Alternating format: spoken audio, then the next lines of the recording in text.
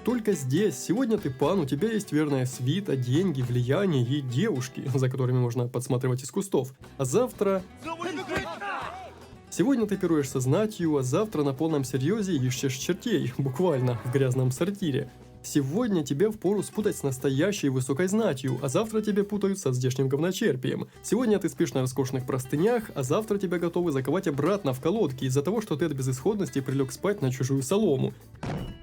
Kingdom Come Deliverance — это невероятно интересная и местами прямо-таки уморительная игра, которая, должен сказать, дарит уникальный игровой опыт и очень быстро с головой погружает в средневековые будни. Местами очень веселит, местами заставляет прямо-таки гореть, но до чего же это горение прекрасно. Это новый тестовый формат роликов на данном канале, где в основном выходят длинные видео о нелегком выживании в самых разных играх, начиная от известной каждому The Forest и заканчивая невероятно чарующей My Time at Sandrock, в которую большинство, вероятнее всего, даже не играло. И зря. Так что, если вам понравится данное видео и вы хотели бы увидеть продолжение приключений Индржиха, дайте знать об этом в комментариях. Здесь будет все: веселье, грусть, кровь, пот, шутки, интриги, безысходность, мастерские дуэли и даже любовные похождения. И забыл сказать, айов, чуваки, вы на канале Айдо, и это ламповое прохождение Kingdom Come Deliverance 2.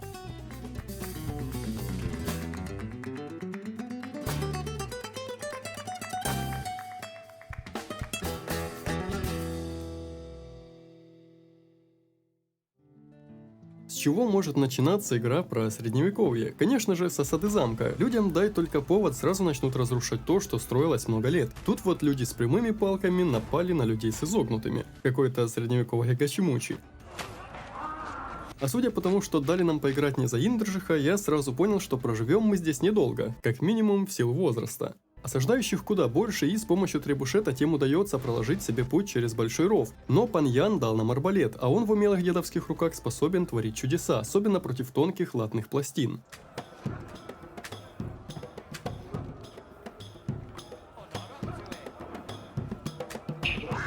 Эта осада оказалась чем-то вроде быстрого обучения, где удалось потыкать одного нападающего мечом и... понять, что наши дела плохи. Dentes Fortuna, fucking you, rat.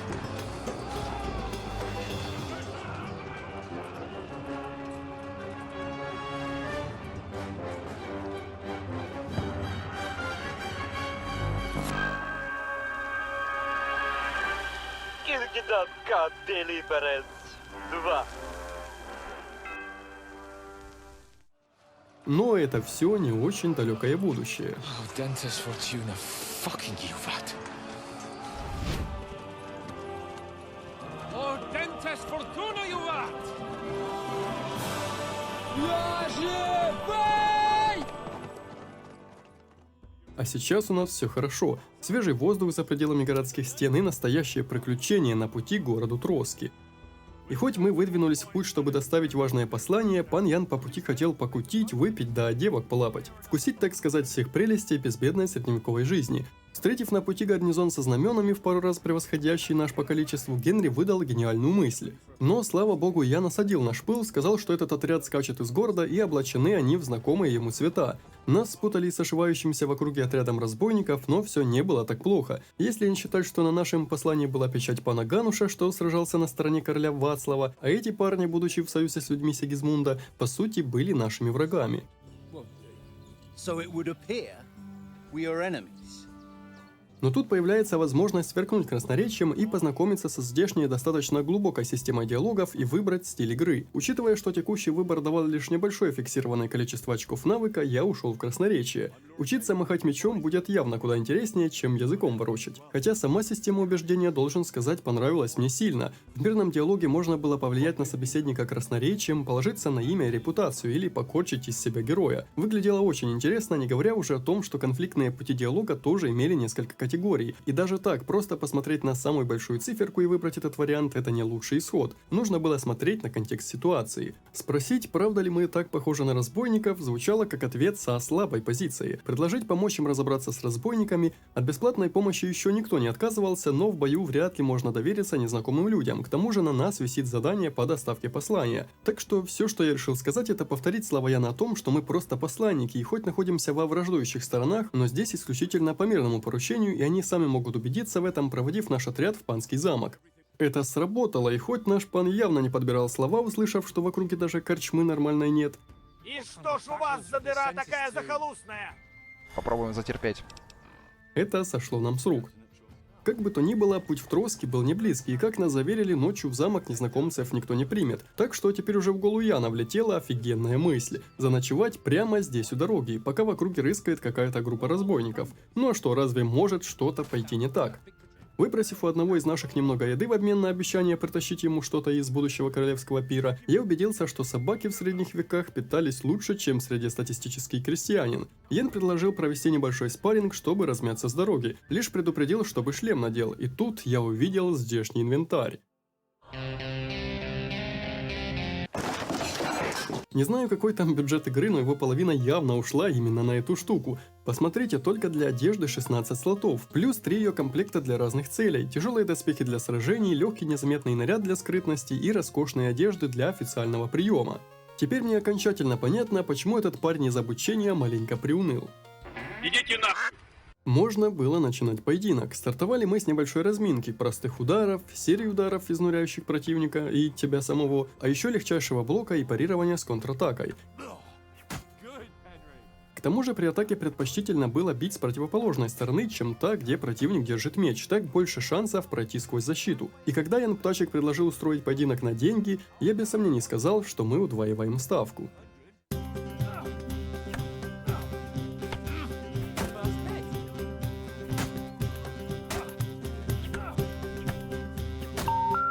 Абонент временно недоступен. Но учитывая, что дрались мы деревянными мечами, это был настоящий бой на изнурение, и очень скоро я начал делать ошибки.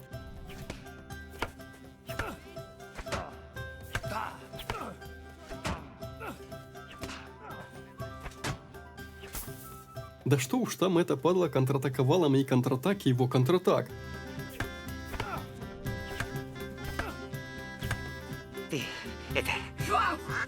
Но пара ударов и победа была за мной. Легкие деньги. Oh, you won the bet, fair and square. После доброй драки надо было хорошо поесть. Мужики начали обсуждать, как в корчме кутили подружку Индра Терезу Forget it, you horny goat. и события первой части игры. Эта беседа затянулась минуты так на 5. Не странно, что игра проходится за добрую 100 часов. С дороги пану захотелось искупаться, интересно, с чего бы это вдруг. Вроде сознание не потерял, но вдруг произошло нечто, что спутало нам все наши планы. What's the matter? Females!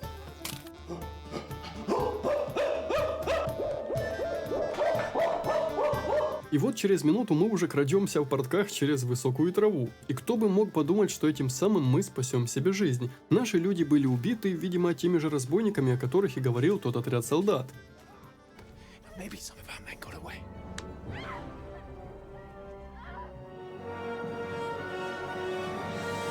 What the fuck are you doing? Hands off her, you brute! What the hell's going on here? Let her go, you pigs!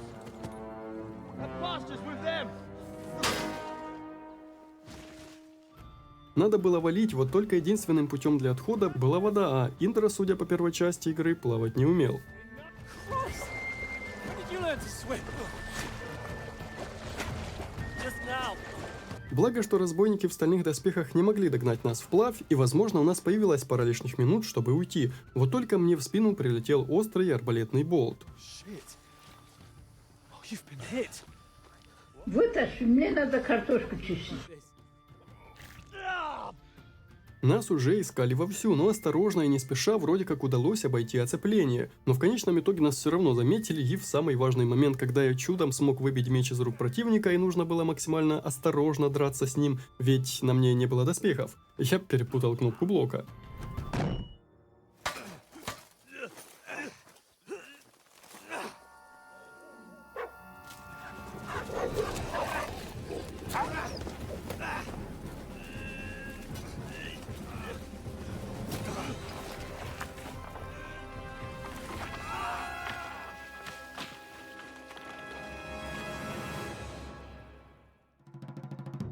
И попал прямо на тот свет, я полагаю. Что ж, видимо, игра пройдена.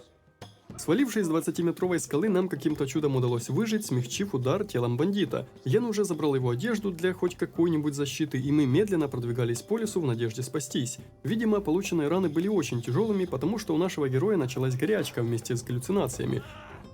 Так много флешбеков я еще не видел. Но наконец-то какой-то свет в лесу дал нам надежду, и это был не свет от костра или факела разбойников, мы нашли чей-то дом, и старуха согласилась нам помочь. Now I've got you all, sons.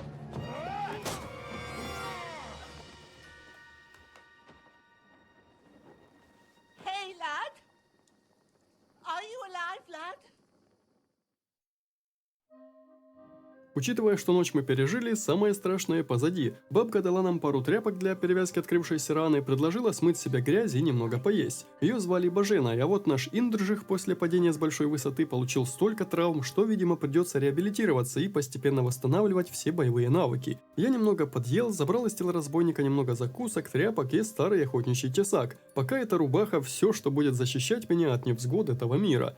Ян был в очень тяжелом состоянии, и чтобы помочь ему восстановиться, надо набрать трав для целебной настойки. Ну и неплохо было бы и тело со двора забрать и закопать где-то недалеко от ручья. Так. Где лопата? Я взял лопату, вскинул тело на нераненое плечо и... Черт, надеюсь, это не дикий кабан. В любом случае он меня проигнорировал, за что ему спасибо. Хотя бы тело нести было недалеко, почва здесь, по словам Божены, была мягче, от чего копать должно быть легче. Травы уже росли где-то недалеко на взгорье, шалфей с фиолетовыми цветами и ромашка, вроде как с их помощью можно будет приготовить снадобье. Здесь уже кто-то был, и я схватил первое, что попалось под руку, какой-то простой топор. Охотничий тесак, если верить этой красной строке, для меня пока еще был слишком тяжел. Мужики сразу заметили, что я не с пустыми руками вышел, представились людьми пана Бергова и сказали, что ищут двоих раненых разбойников, которые вчера засаду устроили. И хоть по ним было видно, что навряд ли это панские люди, я все же решил сказать правду. Все равно остальные варианты не выглядели особо убедительно. Хвала Господу, что это отребье не было сильным в бою, во всяком случае первый из них. От второго мне маленько досталось, так что пришлось быть осторожным, но не слишком, чтобы не успеть истечь кровью.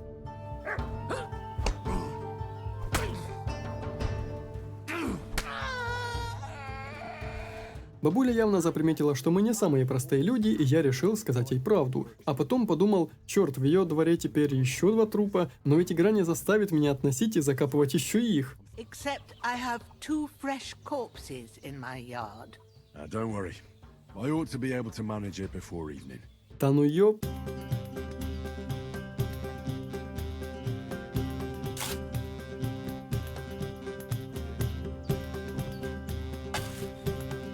Да, мужики, сегодня явно не ваш день, и не мой тоже. Спасибо старухе за еду, а то мне тут пришлось целый котелок вылокать, чтобы наесться. Теперь нужно было сделать снадобье для Яна. Божена жаловалась на плохое зрение и предложила мне заняться этим делом. Я не думал, что этот процесс будет настолько проработанным. Из книги можно было узнать простейший рецепт буквально из 3 пунктов и 3 ингредиентов – вина, шалфея и ромашки. Но даже готовя такую простую вещь, пришлось постараться. Сначала вскипятить вино, потом выложить все нужные ингредиенты на полку, кинуть 2 горсти ромашки и перевернуть песочные часы. Уже после того, как котел вновь будет кипеть. С чем я успешно затупил, но благодаря тому, что бабка вовремя меня остановила, я ничего не запорол. Измельчив шафран и добавив его в котел, можно было выдыхать, зелье было готово. Now, let's see what you've brewed. На следующий день, когда сюда пришла дочь Божены, Ян уже был в добром здравии. Я сожрал еще 1 котелок юшки, и вроде бы мы и правда выглядели неплохо, во всяком случае куда лучше, чем вчера. Со мной поделились рецептом шнапса, и после непродолжительной беседы надо было собираться в путь. Пока Ян благодарил хозяек за помощь нам, я потихоньку стащил со стола все, что тут только лежало, ну а что, путь нам явно предстоял не близкий. Возвращаться домой в Ратаи, откуда мы сутки на лошадях скакали, не вариант. А вот бабуля оказалась настолько добрая, что даже дала нам немного денег. Но что мы, будучи старыми, живя где-то в халупке посреди леса и отдав последние деньги, говорим богу смерти? Ну и с ним. Инжиху заплатите чеканной монетой, чеканной монетой. Инжиху заплатите, зачтется все это.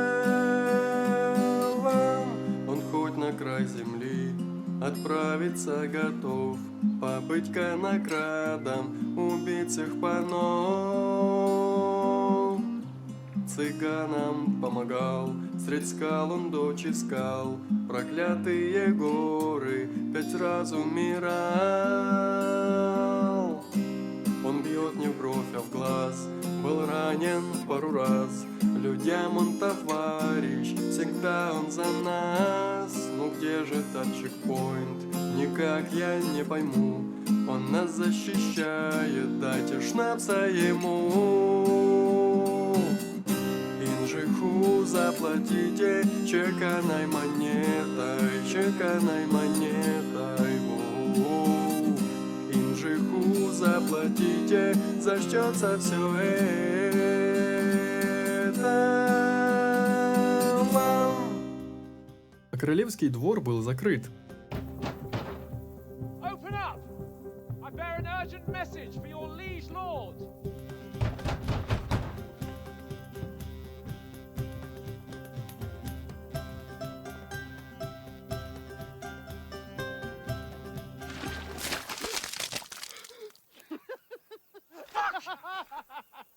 You fucking cunts! Do you know who I am?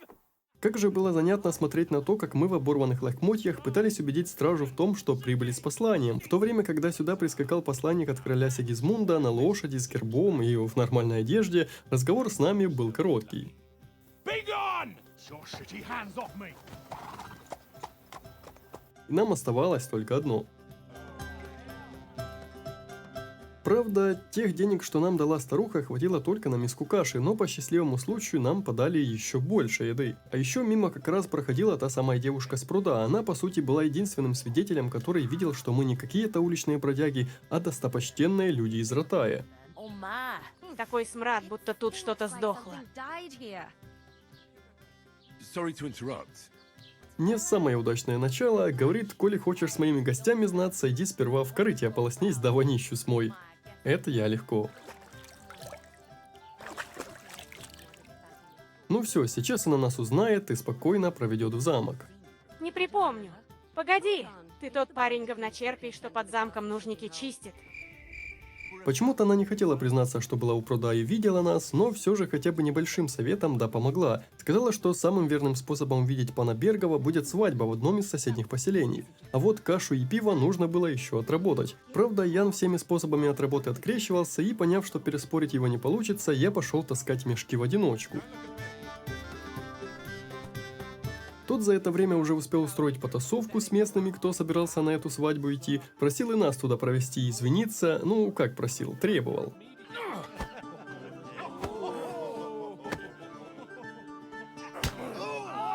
Началась настоящая заварушка, где были мы двое против 6 местных трудяг. Признаю, что это было куда легче, чем я того ожидал. Первым пошел мистер Гнездо под носом, второй Хайнрих, кем бы он ни был, местный пьяница, и когда мы перебрали все профессии и перешли к свинопасу в здешней иерархии, сюда пришли стражники. Заковали нас в колодки, и это после того, как Ян боялся опозориться тем, как панское лицо мешки таскает, работой крестьянской занимается. В итоге, получив поджопник, Ян вскипел, обвинил нас во всем, что с нами случилось, буквально во всем, даже включая предыдущую часть игры, где мы его спасли. И когда уже следующим утром нас наконец-то отпустили, сказал, что на этом наш совместный путь закончен, он пойдет на свадьбу один, а нас даже видеть не хочет.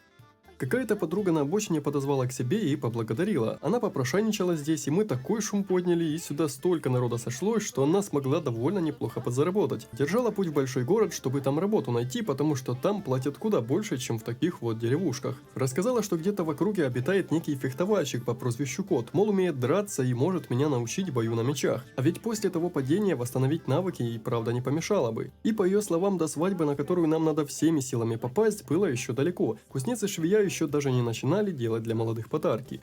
Это все, меня оставили одного в какой-то захолустной деревушке вдалеке от места, где меня хотя бы в лицо знают. А здесь же я был простым бродягой без рода, имени и пока что даже без рубашки. Ну и что делать, я начал шляться по округе. Здешний рихтарш, кто-то вроде средневекового участкового, ответственного за порядок, сказал, что в замок меня точно не пустят, и поведал о здешних проблемах. Ну, хотя бы те лохмотья, что были с собой, у меня не украли. Местный торговец... What the hell? Welcome. Рассказал мне историю о том, как его повозка с товарами перекинулась недалеко от пруда на одной из дорог. Запахло деньгами, вот только то место находилось довольно далеко отсюда, идти туда пешком не очень сильно-то и хотелось. Да и, если честно, было страшновато соваться в леса, полные разбойников, без должной защиты.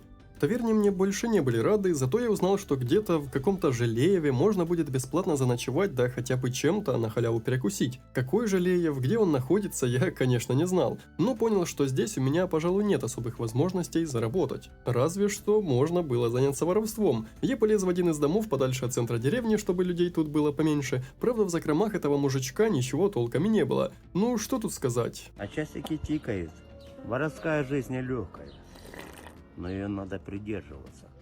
Думал уже задушить маленько мужика, но когда спалился, понял, пора отсюда двигать, пока чего похлеще не началось. Путь к перевернутой повозке предстоял не близкий, у меня было время вдоволь насладиться здешними видами. В этом деле главное не заблудиться, не попасть на каких-то разбойников. Мне повезло, что эти парни на стоянке оказались простыми рудокопами. Понимать бы еще, как их в дальнейшем от разбойников вообще отличить. Впереди был небольшой хутор, корованы какие-то мимо проходили. Я решил, что нет, не дело на своих двоих передвигаться, и решил украсть здесь лошадь, вот только никак не смог ее найти. Это место оказалось тем самым Желеевым, где можно было задарма поспать да поесть. И по словам корчмаря местного, здесь успел побывать Ян. А еще рассказал пару местных слухов о каком-то кладе водяного, да парнях, что в лес пошли, где обитают волки. Туда я пока что соваться не стал. Вид избитого крестьянина подсказал, что за пределами этого места можно будет положиться только на самого себя. А вот, наконец-то, и повозка. Правда, если по рассказам торговца здесь товаров было на целое несметное богатство, то на деле же все, что тут удалось отрыть, это соль, несколько головок капусты и пряности. Плавать Генри все так же не научился. Но даже так удалось выручить за все найденное добро больше 500 грош. Вроде копейки, но думаю, хотя бы найду, да ночевку хватит. Еще оказалось, что здесь местные турнир бойцовский устраивают, вот только поучаствовать в нем не удалось. Они делали ставки по 100 монет, я пока что оказался в пролете. Бежать к мельнику, у которого мне посоветовали подзаработать, я не захотел, уж больно далеко это место находилось. А вот туда, где последний раз я видел своего пса, бежать было гораздо ближе. Ко всему прочему, оказалось, что я могу открыть пару новых навыков, увеличить прирост репутации за хорошие поступки, уменьшить требования силы и ловкости для оружия разного и продавать целехонькие товары с небольшой наценкой. На пути увидел тот самый дом, где нас с Яном подлатали. Думал, сейчас скажу спасибо старухе, отдам ей ее копейки, а нет, не такие уж и копейки, столько еще заработать надо. Ее дочь где-то запропастилась, и та попросила ее найти, но поскольку это дело требовало от меня длинного путешествия по разным мелким хуторкам, а я без лошади, то пока что оставил это на потом. Недалеко отсюда в лесной тропы я встретил бродягу, обирающего труп. Не стал церемониться с ним,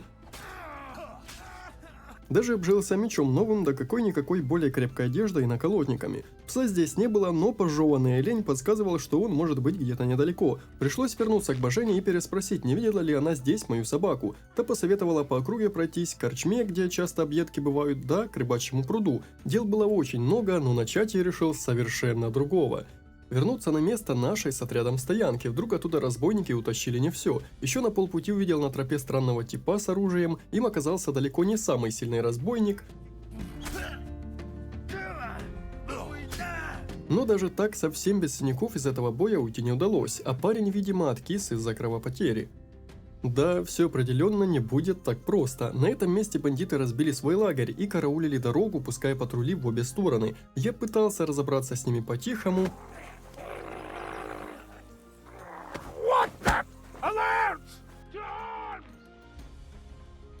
Пытался даже прокрасться в лагерь незаметно. Вражин здесь, к слову, было немало, и хоть днем я определенно не смогу у них украсть что-то ценное, только завидев лошадей в законе, я тут же вскочил на одну, и я еще никогда не чувствовал себя таким свободным.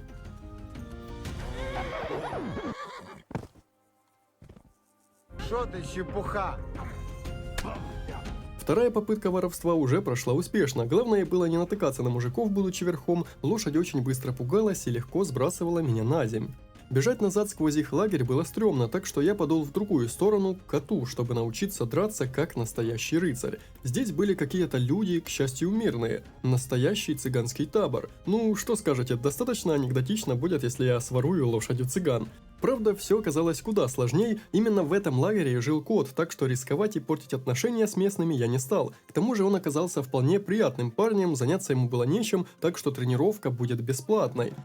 По сути, он просто объяснил основы, обратил внимание на то, что при связке ударов меч естественным образом переносится на противоположную сторону, и плюс показал, как эту связку ударов сделать. Атакуя сначала сверху, потом справа и слева, последний удар будет горизонтальным разрезом. Такие связки полезны против сильных противников. А еще, если атаковать врага с той стороны, где он держит меч, то риск получить контратаку в свою сторону повышается в разы. Дальнейшие уроки будут платными, да еще и нужно доказать, что я достоин, победив дуэли. Я почувствовал уверенность и ответил, что уже готов. Вот только оказалось, что теперь мы дрались уже стальными мечами, а не деревянными. А я еще был без шлема.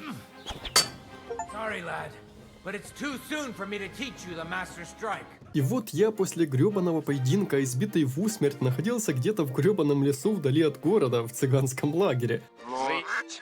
Четко. Получается у вас. Я свалился на первое же свободное место, при этом проследив, чтобы это была не кровать в палатке, а какое-то вроде как ничейное место, где разве что свиньи спать будут. Надо было долго отсыпаться, чтобы восстановиться, но меня разбудили. Даже высочайший навык красноречия Да это шутка такая была. Ахаха, смешно ведь. не спас меня от стражников. Выбор был невелик: идти обратно в колодки или заплатить 25 монет в качестве компенсации. Я выбрал второе и, наверное, даже зря, так бы меня хотя бы в город оттащили.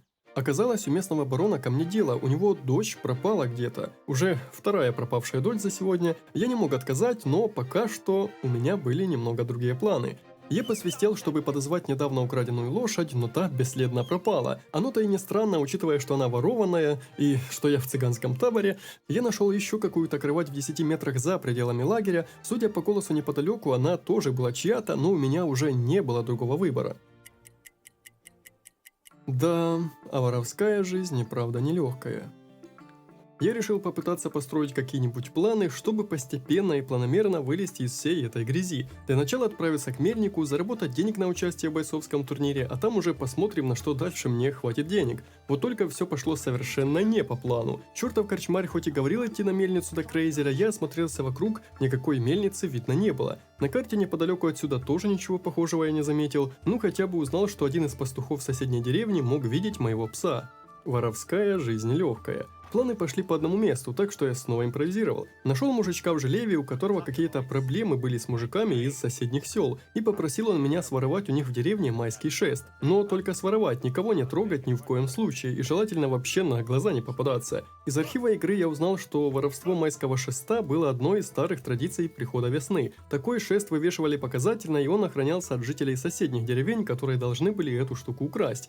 Вешали его на очень высоком деревянном столбе, и сохранение такой вещицы нетронутой давало некий престиж для поселения. Ну, видимо, не теперь, когда за это дело взялся я.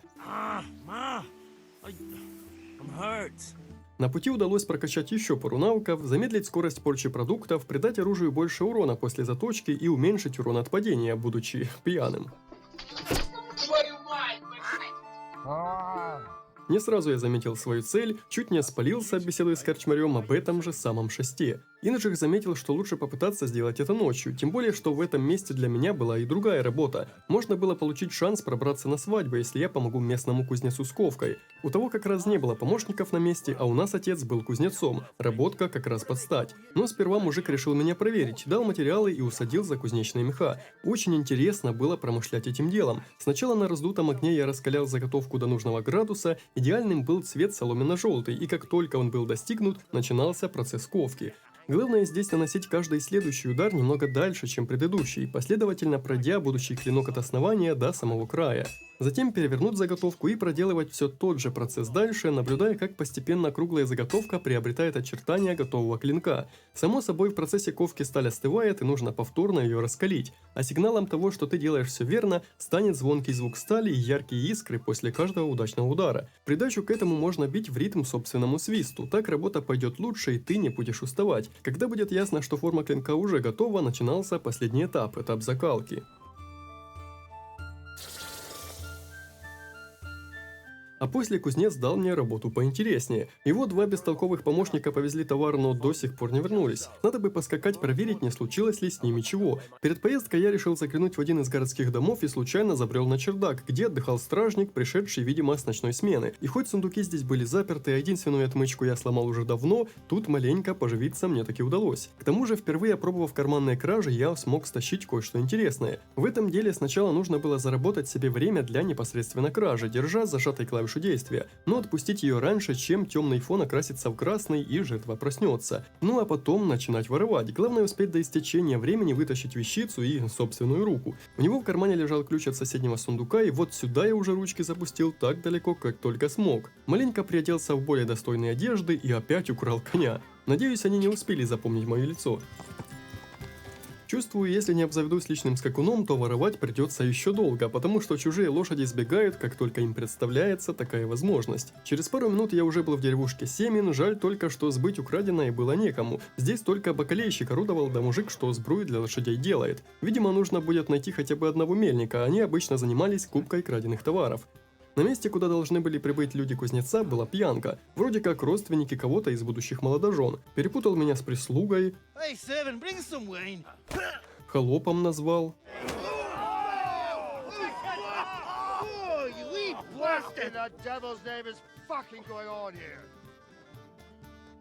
Старый стражник оказался нормальным таким типом, немного осадил молодого.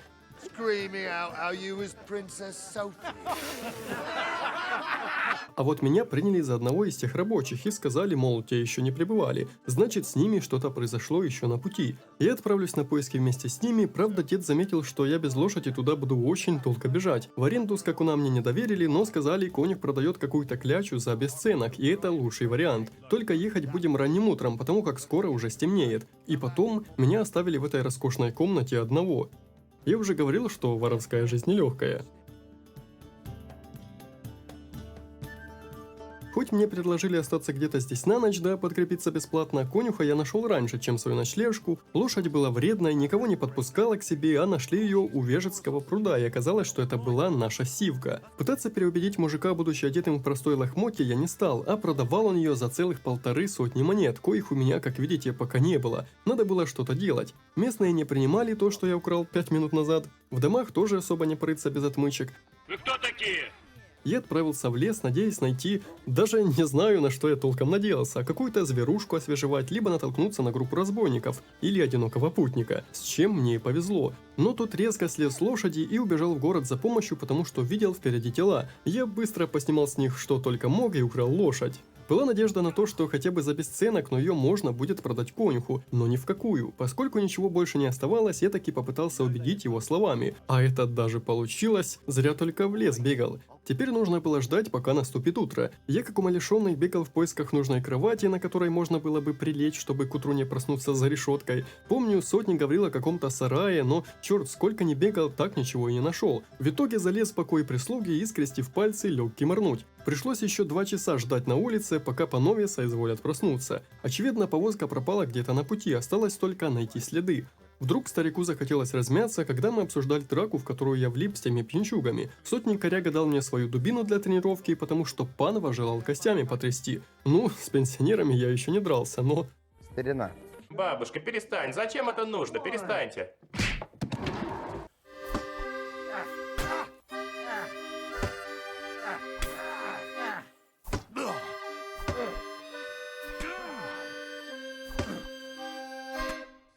Ты, по-моему, перепутал. У него, конечно, было преимущество, я дрался без шлема и пустой головы для защиты, видимо, не хватило. О, точно, спасибо, что напомнил. Видимо, мы вернулись в деревню, где нас закидывали гнилыми овощами. Я залетел к торговцу, сбыл ему нажитый в приключениях товар и погнал к Рихтаржу расспросить о повозке. Тот меня узнал, но не по кутежу в таверне, видимо, сюда дошли слухи, что я кузнецу помогаю. Повозка и правда ехала через деревню, да еще гнали так, что мешки с углем по пути теряли. Мы поскакали дальше. После въезда в лес следы на дороге пропадали. На обочине лежал мешок угля, а немного дальше в кустах была спрятана телега. Hey, I found the blacksmith's cart. Ее определенно нарочно загнали и поставили так, чтобы спрятать от любопытных глаз. Но узкая лесная тропа провела нас глубоко в лес, откуда начали доноситься голоса. Меня пустили на разведку. Эти типы явно не были похожи на помощников кузнеца, но наш отряд дедов решил не отступать. Of course. We'll smash them to smithereens, and in the evening, we'll drink a toast from their skulls. Ha-ha! Sure. Поскольку на возвышенности было отличное место для стрельбы, а отик твоих зрения просела, арбалет доверили мне и дали пачку болтов. Правда, меня заметили раньше, чем я сделал хотя бы один выстрел.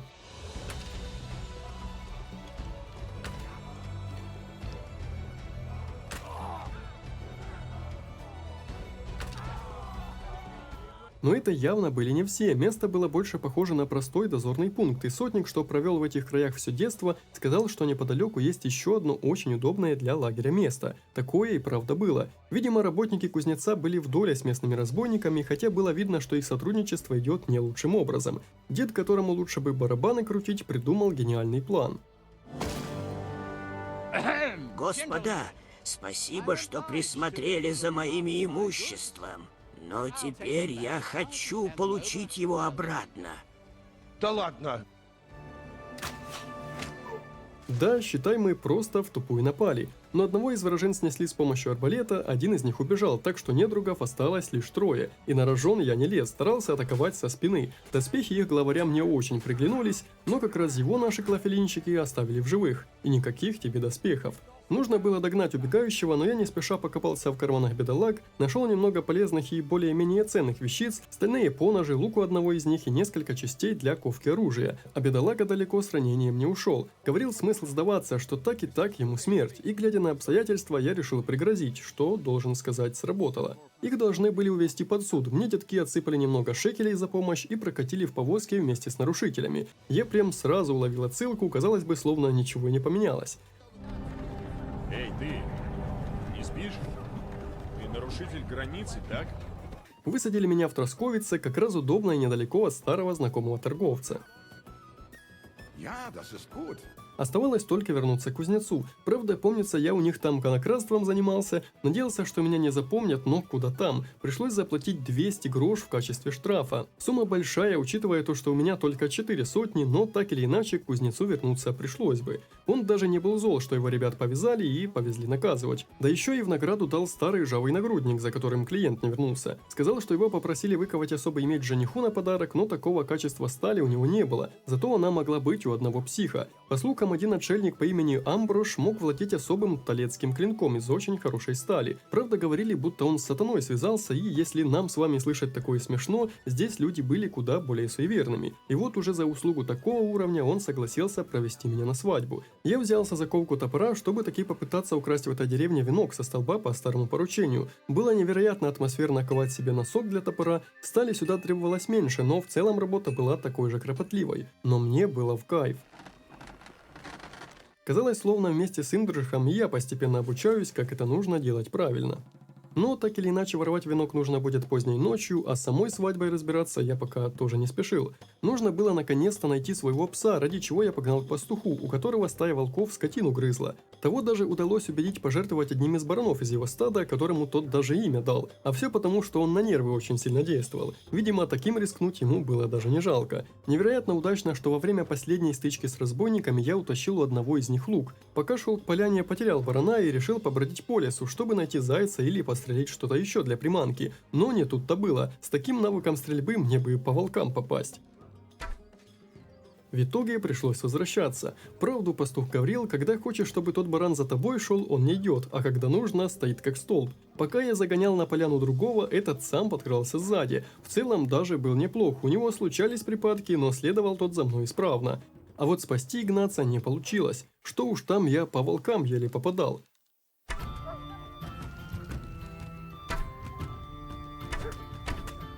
Хорошо, что они с нападением очень сильно медлили. Пса так и вовсе чудом удалось пристрелить. Пастух был маленько раздосадован, но все же награду какую-то дал, а вот Барбоса здесь точно не было. После этого я подул к дому местного ловчего. Уж охотник-то должен знать, какое зверье по округе шастает.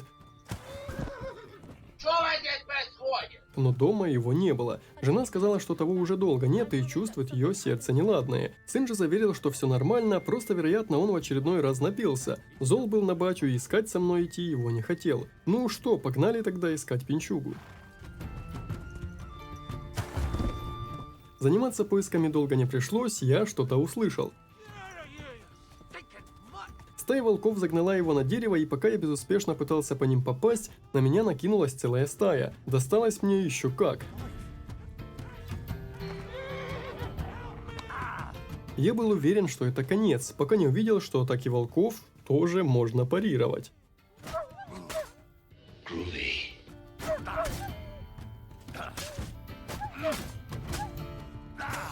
А после можно было спокойно освежевать туши, получив первый опыт выживания. Мужик был бухущий в хлам, и как же, блин, удачно, что пришел сюда я именно поздним вечером. Почему удачно? Тот сломал лодыжку, и мне пришлось тащить этого мудака на своих плечах. И хоть все мы с вами слышали, что разработчики Kingdom Come вдохновлялись RDR 2, но, видимо, не настолько сильно, чтобы позволить ложить тела на лошадей. Быстро потемнело, как раз вовремя, чтобы мне было легче ориентироваться, наверное, и искать свалившееся дерево как отправную точку в этой кромешной темноте. Когда я таки хотя бы немного продвинулся, услышал на фоне вой волков. А тот вдруг сказал нести его в корчму в километре отсюда. Мужик, ты ведь это не серьезно сейчас? Слава богу, он это не серьезно. Пройдя метров 200, мы нашли его лесную стоянку, попутно зовя какого-то Пепика.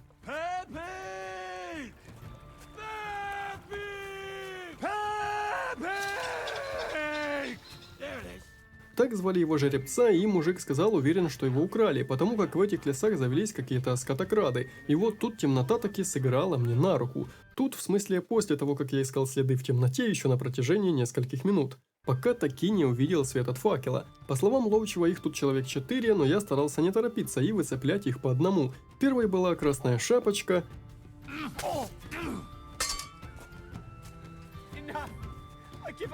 Извини, мужик, ты сейчас тупо вернешься в лагерь и позовешь остальных.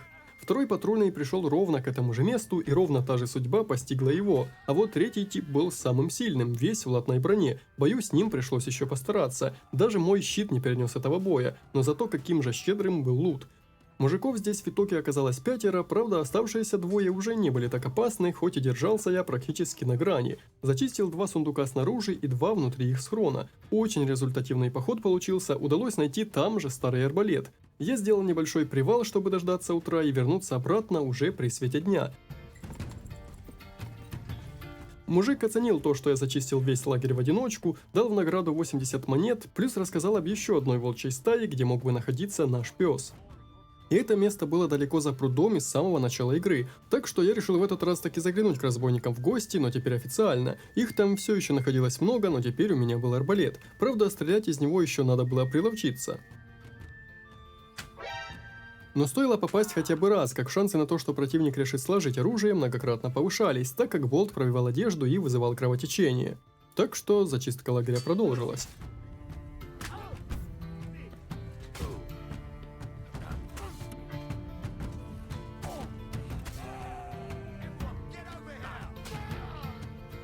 Но даже с тем лагерный сундук с вероятно хорошей добычей вскрывать было нечем. После боя я заработал много опыта, а силу и вовсе вкачал еще тогда, когда таскал полночи на своем горбу того пьяного ловчего. Индржих постепенно становился сильнее, лучше овладевал оружием и мог переносить больше веса.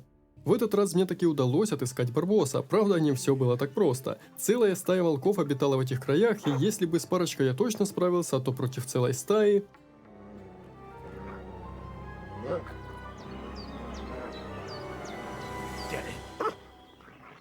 И пока игра рассказывала мне, насколько полезным является четверолапый напарник, я уже в голове рисовал картины, как мне прокусят зад.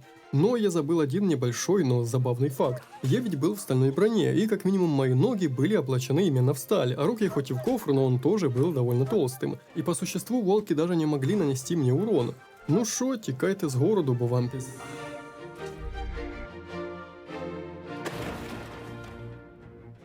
Меня вернуло минут на 15 назад к моменту зачистки лагеря.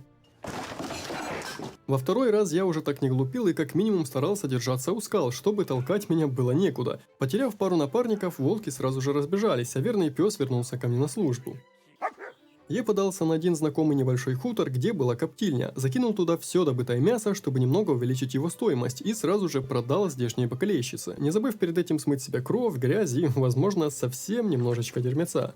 А потом подул искать дочку Божены. Как-никак старуха спасла мне жизнь, и помочь ей было у меня в приоритете. Я подул в город, где ее дочь продавала корзины, и спросил у местной жительницы, что просиживала задницу на скамейке, не знает ли она Павлену. Ответила, что та спуталась со здешними лесниками, и один из них как раз раскричался достаточно, чтобы я обратил на него свое внимание. Здесь я решил по-быстрому создать себе второй сет одежды, но уже без стали, чтобы не звенеть ею при каждом своем шаге и, что уж там, привлекать к себе меньше внимания, если вдруг нужно будет обчистить чей-то богатый дом. Лесник рассказал, что она связалась с его коллегой по работе Романом, и он ей звезды показывает, если вы понимаете, о чем я. Хоть отмычек при себе у меня не было, но удалось забраться к нему в дом через чердак, и, судя по корзинам внутри и двум еще теплым мискам с хрючевом, они были здесь недавно. Лесник сказал, что те, наверное, пошли к особому месту, куда я смогу попасть, если буду идти вдоль ручья. Но здесь что-то произошло, на месте было много крови, и можно было исследовать все потщательней. О, пивко... Но так как я как раз удачно спас пса, то подобрал кусок оборванной ткани, и мой барбос смог взять ее след. Я маленько растерялся, потому что он пошел совершенно в противоположную кровавым следом сторону, но через сотню-другую метров я что-то услышал.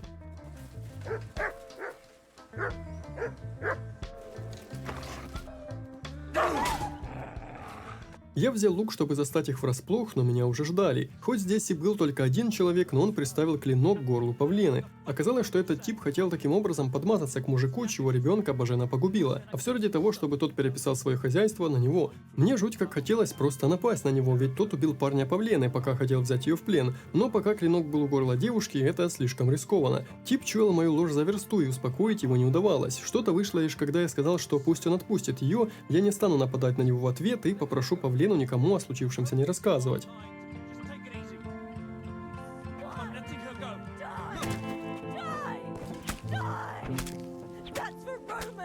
Друзья мои, я, кажется, описался.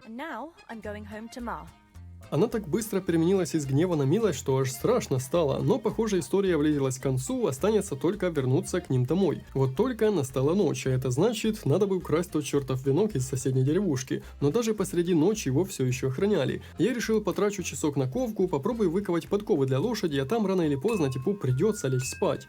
Но он все еще стоял, как ни в чем не бывало, видимо, придется с ним поговорить. Парень разоткровенничался о проблемах и хоть не хотел о них рассказывать, но я настоял, чтобы втереться в доверие. Говорил, что мать здешней красотки не выпускает ее гулять к нему, на что я ответил, что покараулю тут вместо него, а он сможет вечерком с ней погулять. Это даже сработало, вот только тип никуда не ушел, и мало того, что попросил передать ей мои слова, а значит гулять они очевидно будут не сегодня, так более того, она ни в какую не хотела просыпаться. Что ж, видимо, мне придется ждать еще целые сутки.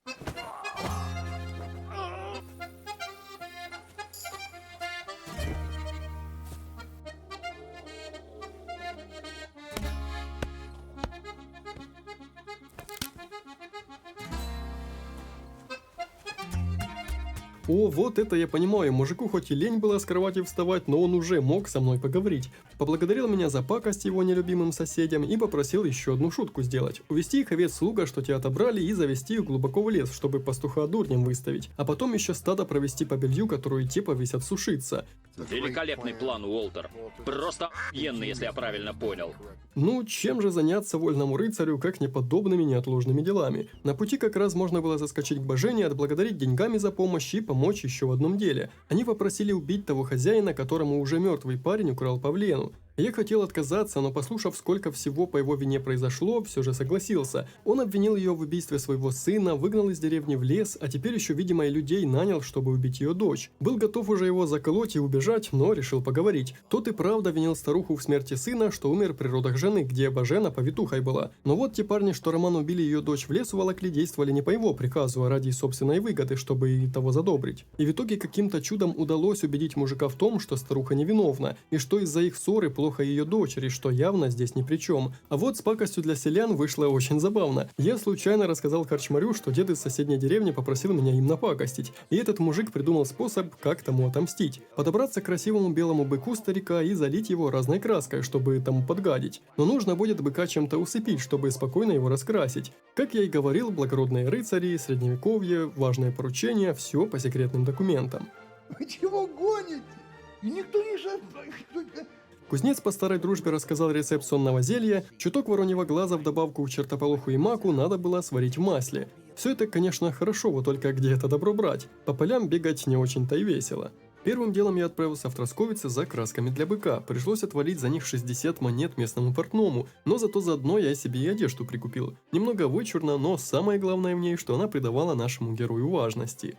В этом же городке и травник был, что оказалось весьма удобно. На его заднем дворе прорастали некоторые травы, и здесь мне удалось нарвать немного чертополоха, да других не самых редких растений. Вороний глаз пришлось покупать, как и маг, вот только последнего здесь не было. Я немного походил по городку, позаглядывал на огороды, выискивая красные маковые цветки, но ни черта найти не получилось. Потом подумал, быть может, маг более благородное растение, раз оно в наше время запрещено по сути, а благородство это пропанов, поэтому я поскакал поближе к замку, и чтобы вы думали, вот это я понимаю дедуктивные навыки. В этом же городке была сушильня. Хотя на частной собственности мне рады не были, но поскольку договориться посушить ту травку за пару монет нельзя было, я просто залетел внутрь и старался быстро прокликивать кнопки, пока терпение хозяйки не лопнуло. Извольте благодарствовать, сударыня, чалом бью. Сушились травы, если что, для того, чтобы они со временем не начали гнить. К алхимической стойке меня не пропустили тоже, и тут уже никак не успеть сделать все по-быстрому. Но вот удача здесь была еще одна, в каком-то иссохшемся сарае, оно не странно, потому что его можно было считать своим собственным. Хорошо, что отвар был довольно прост, лишь 3 ингредиента, но даже так я перечитал его раз 5, чтобы ничего не вылетело из головы. Так, как там? Сначала закипятить что-то, точно, масло, потом кинуть мак, варить 1 оборот песочных часов, добавить чертополох, варить еще 1 минуту и в конце добавить молотый вороний глаз. Это был такой человый и расслабляющий геймплей, что я прям кайфовал. Правда, как оказалось, раздувал огонь, чтобы вода с чертополохом быстрее закипела, я зря. Он немного переварился, из-за чего снадобье вышло слабым, и мне пришлось бегать собирать чертополох по городским дворам, чтобы приготовить еще 1 порцию. Мне очень сильно повезло, что никто не заприметил, как я забежал в коровник и подмешал туда эту дрянь. Но вот сам бык пока пасся на лужайке, и караулить его здесь мне хотелось не особо. Можно было скоротать время в кулачных драках на ближайшем хуторе. Пришлось уговаривать сильнейшего из участников, потому что того жена в корчму не пускала, но сам процесс был весьма уморительный. Дрались мы в каком-то сарае на глазах у местной публики. Первый парнишка был прям очень слабым. Второго меня попросили избить особенно сильно, потому что он некрасиво себя вел с дамами. Так было еще интереснее.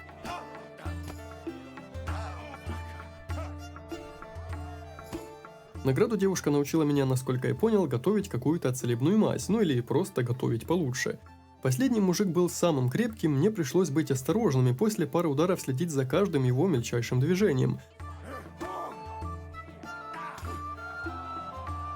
Побежденные мужики дали мне по 10 монет каждый, плюс корчмарь удвоил поставленные мною 100 грош. А там как раз и бык вовремя уснул. Я маленько отвлек сидящего на лавке селянина и нарисовал на быке Сигизмунда с парочкой... Ну вы поняли, жаль только, что игра не показала результат. Ну а потом еще местные мужики с топорами гнали меня аж за ту лесную просеку. Ничего такого, проще говоря. И когда корчмарь предложил мне поучаствовать в драке между селами, появился шанс решить конфликт, обратившись к Рихтаржу. Это был очень большой соблазн поучаствовать в массовой потасовке, но, немного потрудившись и перекимарив, я двинулся к нему в путь. Тот совсем не хотел этим заниматься, но хотя бы допустил меня с моими грязными руками к летописной книге. Признаюсь сразу, я не особо сильно вчитывался в содержание, но когда здешний писарь перевел мне предложение на латыни, я сразу все понял. Надпись означала что-то вроде «принести порядок в регион с помощью железного гвоздя». На территории поля, часть которого была за Таховым, а часть за Жалеевым поселком, прямо в самом центре в большое дерево и был вколочен гвоздь, размечавший границу, и по идее это должно было закончить бесконечные споры и ряспри между жителями, потому как с официальным документом они поспорить уже не могли. Позднее мы собрались на поле уже в компании жителей, и ладно жалеевцы пришли сюда с палками, таховцы вообще с топорами прилетели. Видимо, деду в детстве не только по зубам дали, но и по голове тоже. Но так как я перед этим рассказал Рихтаржу о записях в летописи, он помог рассудить ситуацию и обошлось без жертв. Конечно, всю славу этот лентяй себе присвоил, но хотя бы в награду дал мне какую-то книгу.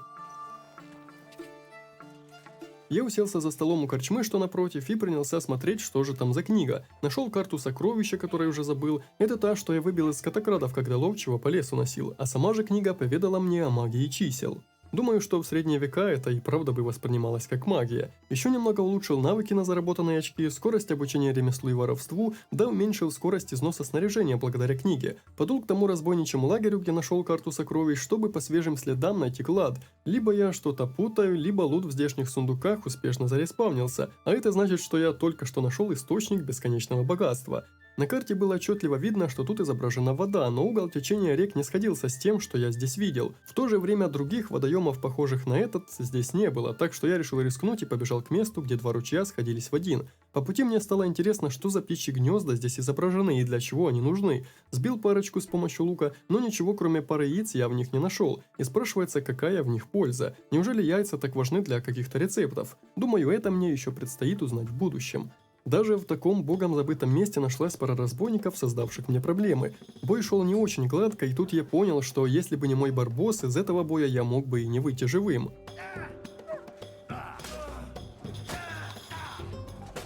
Снова очень вовремя настала ночь, но я сделал привал в лагере ловчего. У меня было чувство, что каждый раз, когда ложусь спать в подобном месте, кручу некую рулетку, где мне может выпасть либо спокойная ночь, либо нападение какой-то неведомой хрени, после чего я больше не проснусь в принципе. Но ночь прошла без происшествий. Правда, клад я так и не нашел и решил оставить это на далекое будущее. Захотелось по-быстрому разобраться с мелкими делами, чтобы поскорее заняться работой кузнеца и таки попасть на свадьбу. А то, мне кажется, я слишком увлекся средневековым бытом. Первым из таких поручений был поиск дочери цыганского барона. На дороге на меня какие-то дурачки напали, при том, что, по их же словам, мастер рукопашного боя из них был только один, в спарринге участвовали оба, так что я решил убежать от них и не тратить свое время. Дорога опять привела меня к Божене, она и правда слышала о Марике, пропавшей дочке барона. Сказала, что та убежала куда-то в горы, на тропу, где мелкий камень застрял между двух больших. Вот только убежали они не от хорошей жизни, а из-за какого-то происшествия. Говорила, что они с Хахалем прячутся и боятся, такое чувство всех, даже своей семьи.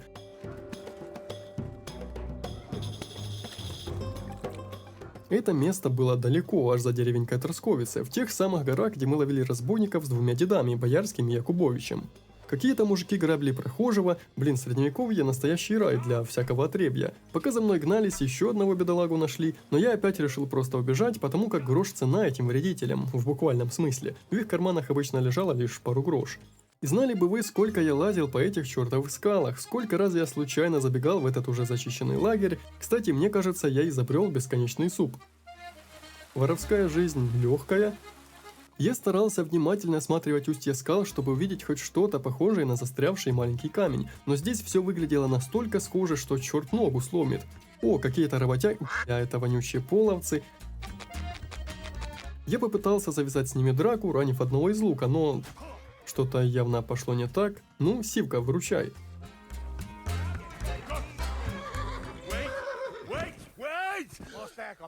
Да, пес у меня действительно хорош, а вот лошадь настоящий пидор. Поскольку игра сохраняется только с помощью шнапса и во время сна на своей кровати, я опять погнал к Божене, опять отправился в эти чертовы скалы. Тут волки мужика доедали, я хотел ему помочь, клянусь. Но когда начал в них целиться, мужик подумал, что я его застрелить хочу, так что мне и правда пришлось это сделать, чтобы он в соседнем селе не рассказал, что я тут бесчинствами занимаюсь. Поверьте, такое уже было. Что тут сказать, таков средневековый быт, пожалуй. Бегал по этих проклятых скалах, как дурачок, нашел еще один отряд половцев, либо все тех же, их хрен отличишь. Когда понял, что меня окружают, едва успел убежать. Чертовы скалы, и ведь не знаешь, это просто рандомные чуваки здесь отсиживаются, или где-то в том лагере по квесту следы дочери барона можно найти. Я уже начинал закипать, как... О господи, спасибо. Куда теперь нам идти? Судя по записям, направо. Но эта тропа расходилась буквально на каждую чертову сторону. Я решил бежать просто прямо и нашел еще один лагерь. В этот раз обычные разбойники. Может быть, Марика у них, а если и нет, то хотя бы отделаюсь на слабаках, их тут всего двое.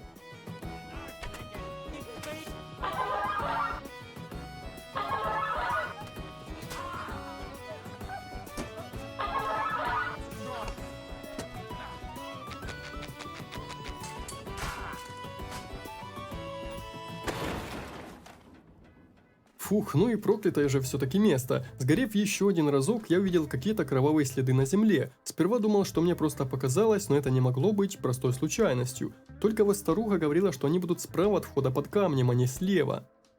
Бабушка, перестань, зачем?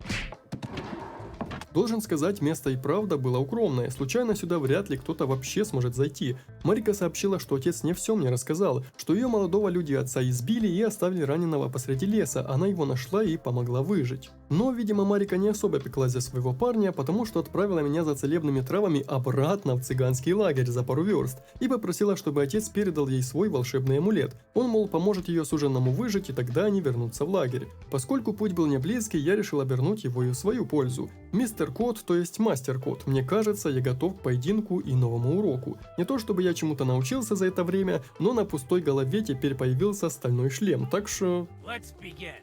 Во, мужик, ты чё это без предупреждения начал? Ну...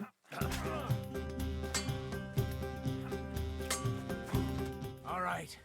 You deserve to be taught the Master Strike. А, вот только теперь ты мне деревянный меч дал, я понял. Он рассказал мне о контратаке. Да ладно. Да, я тоже думал, что уже знаю этот прием, но кот объяснил немного за другое. Расположив меч с противоположной к удару противника стороны, нужно было начать атаку в тот момент, что и противник, и тогда...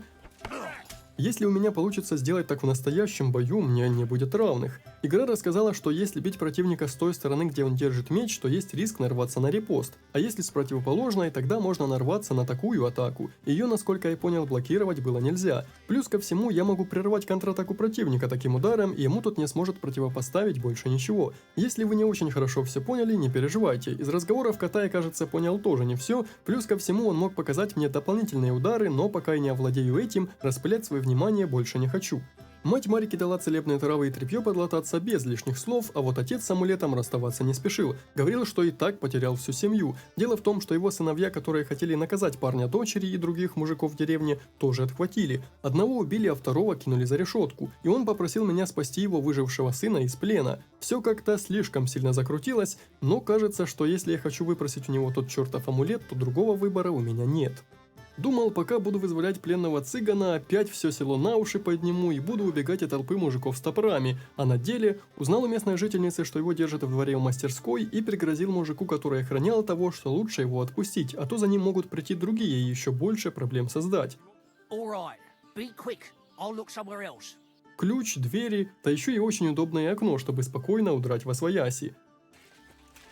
Тибор рассказал, где лежит тело его брата, недалеко от лагеря лесорубов. Ну, думаю, вот теперь-то мне достанется. Мужики с топорами, незнакомец, что пришел за телом чувака, который одного из них порешил. Но я просто навешал суеверному крестьянину, что после смерти дух такого человека обязательно возвращается и бродит потом по земле людской. Это так хорошо сработало, что мне кажется, лучший способ добиваться своего – это не чистое красноречие, а именно выдумки о потустороннем мире. Тело было показательно привязано к дереву, как предостережение, ежели еще кто решит напасть. Надо было отнести его к любимому месту покойного, куда-то в лесок с видом на речку. Через время тут собрались родственники усопшего, провели его в последний путь на неведомом мне языке и сказали, что после всей помощи теперь я для них как свой. Могу в таборе заночевать, если койка будет нужна, или даже попросить о помощи. Барон рассказал, что амулет отдать не может, потому что дочь утащила их охранную грамоту, что была выписана самим Сигизмундом. С ней они могли путешествовать по миру и жить свободно по своим обычаям, судить своих людей по собственным законам, но без нее они никто.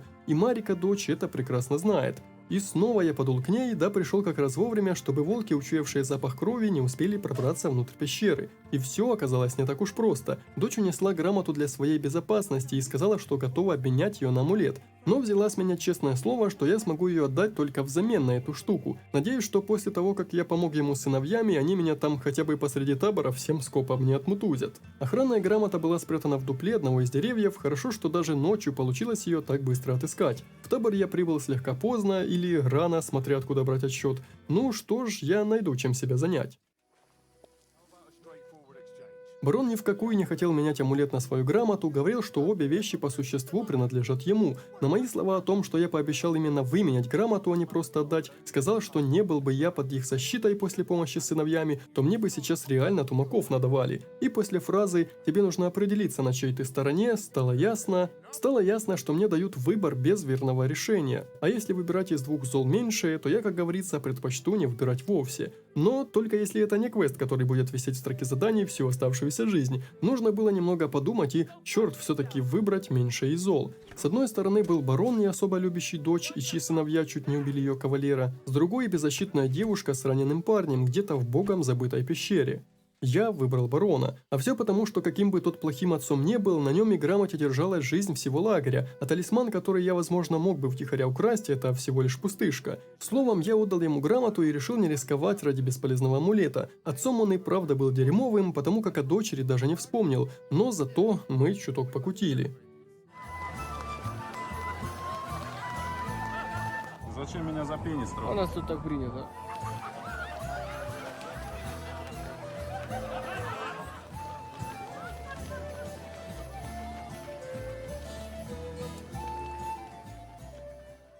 В итоге отец Марики принимал меня с улыбкой, а матерь просила скрыться с ее глаз. Но главное, что жизнь всего лагеря теперь была в безопасности. Наконец настала пора помогать кузнецу. Узнать, где живет отшельник, у которого есть хорошая сталь, мне выпал случай у той старухи-корчемницы, что подносила нам еду в самом начале. Я извинился перед ней, и та сказала, что я был прощен еще когда мешки таскал. Но ежели хочу помочь, то надо обслужить половцев, которые в корчму забрели. Говорила, мол, мужская рука с такими клиентами будет уместнее. Я согласился, но сразу помогать не стал, а то вдруг дело опять закончится дракой, и она потом мне не расскажет, где же тот отшельник живет. Так что нужную информацию я узнал сразу же. Она предупредила, что лучше не лезть к человеку, продавшему душу дьяволу, но все равно рассказала, где его найти. А вот половцы и наемники Сигизмунда, силой захватившего власть в этих краях, на удивление вели себя культурно и вежливо общались. Попросили немного хлеба, да пару палок колбасы. Так, хлеб, колбасу, одна им, вторая им, а третья сюда.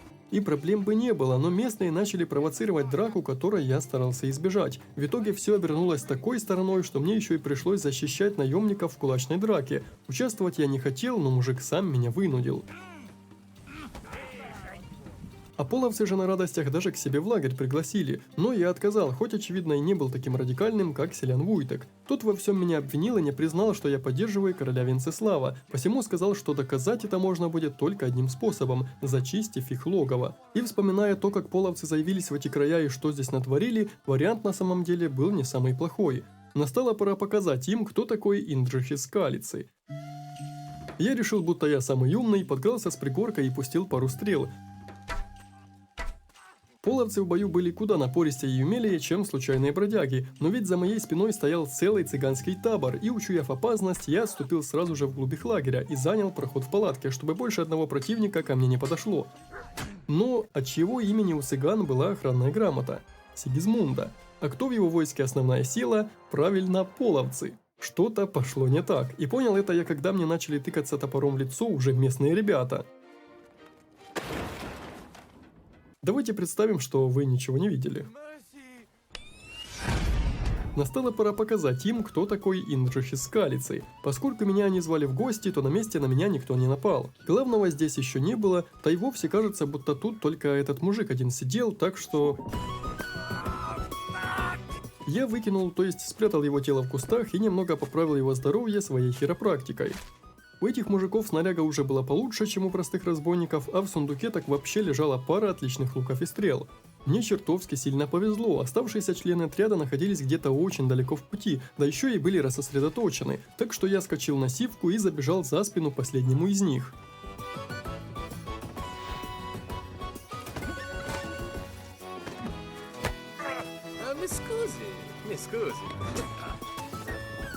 С псом и приемчиком, который показал мне кот, драка была чертовски простой.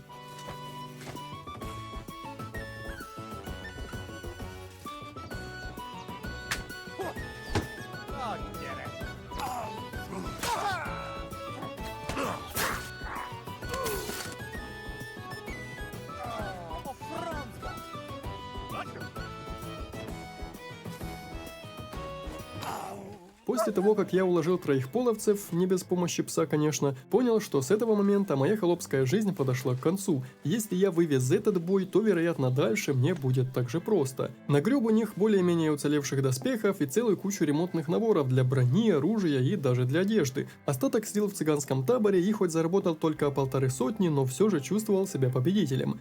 И пока я рассказывал Войтеку, как расправился с целым отрядом половцев, решил, что пока я в городе, где и сушилки есть, и алхимические стойки, и даже травник промышляет, надо забацать себе целебных зелий. К счастью, травник продавал рецепт целебной настойки из календулы, аж за 180 грош. Сколько? Рецепт оказался куда проще, чем я думал. Всего-то и нужно было, что крапива, которой в округе водилось достаточно много, да сама календула в измельченном виде. Прокипятив в обычной воде крапиву и добавив в конце 2 горсти измельченной календулы, зелье уже было готово. Правда, варщик из меня тот еще, я немного запорол 2 из 3 партий зелья. То передержал крапиву, то не додержал, но хорошо, хоть от этого оно не полностью теряло свои целебные свойства. Отшельник жил за уже ненавистными мною скалами. На пути я застал бедолагу, у которого разбойники деньги вымогали, и решил помочь. После половцев эти бедолаги шли как семечки. Первый из-за слабой брони вмиг отвалился, оказалось, будто эти парни совсем военному делу не обучены, второй в латах подержался подольше, но барбос его попотрепал.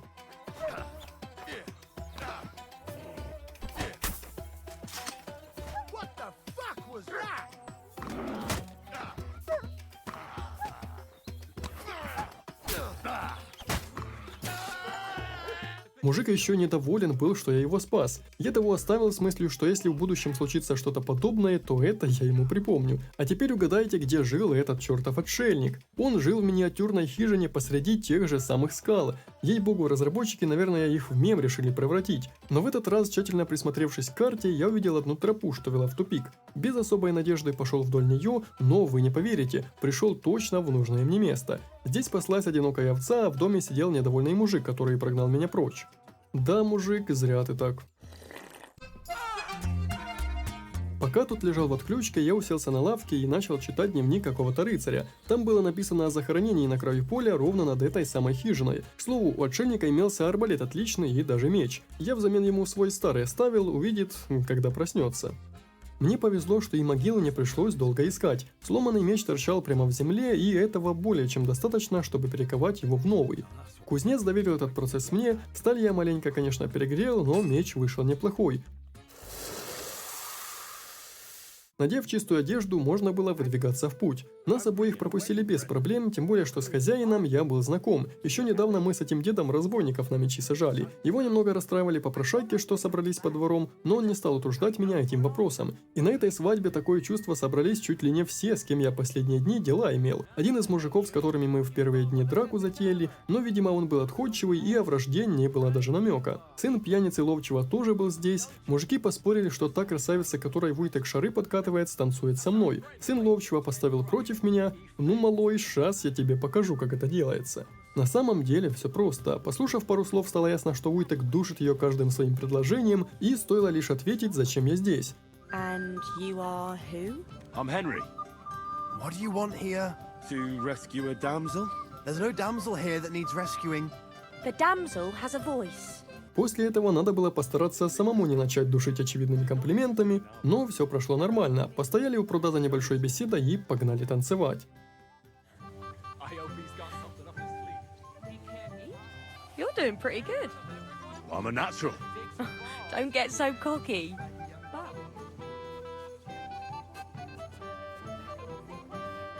Ну шо вы, пацаны, все записали? И позднее все же пришлось заняться парой поручений от Якубовича. Как-то спроводить попрошаек, чтобы их Панбергов не застал, которого мы так долго ждали. И варианта было два: либо стащить еду из кладовки,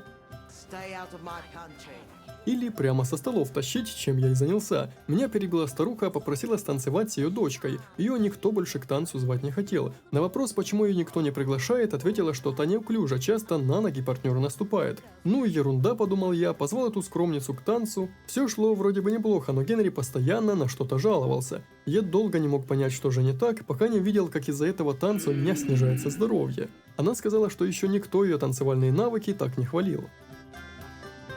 Я продолжил тащить бублики со стола, но, прошу заметить, один оставил. Все по негласным законам. Собрался передать еду через стражника, но тот не захотел почему-то брать, видимо, я что-то лишнее ему всучил. Пришлось вернуться к столам.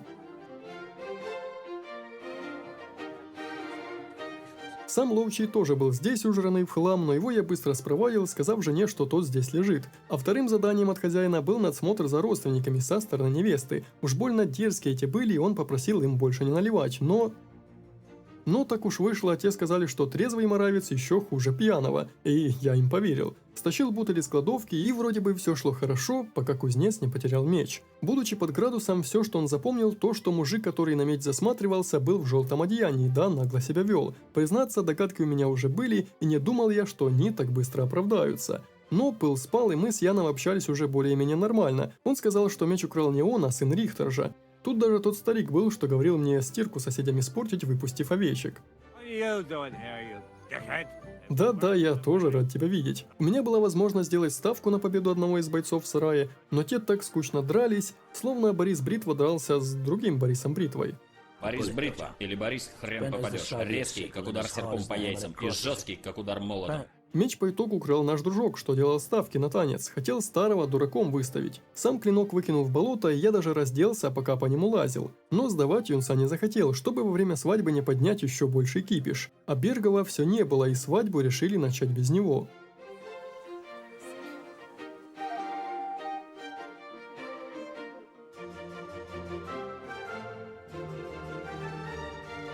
Как только стемнело, а жених куда-то делся, в погребе я нашел плачущую невесту. Рассказала, что она ему не нужна, и тот, как только получил какое-то послание от гонца, сразу же сорвался с места и куда-то ускакал. Видимо, моя работа на этом закончена. Странно, что свадьба прошла без драки, но хотя бы с невестой удалось выпить.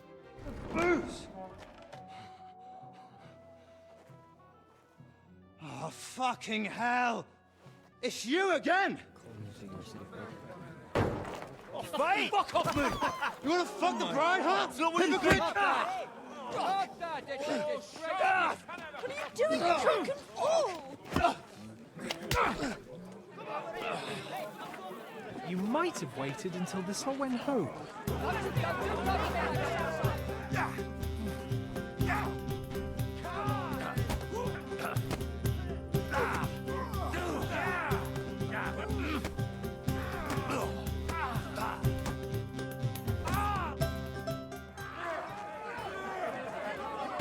О, ну вот после этого моя работа здесь точно будет закончена.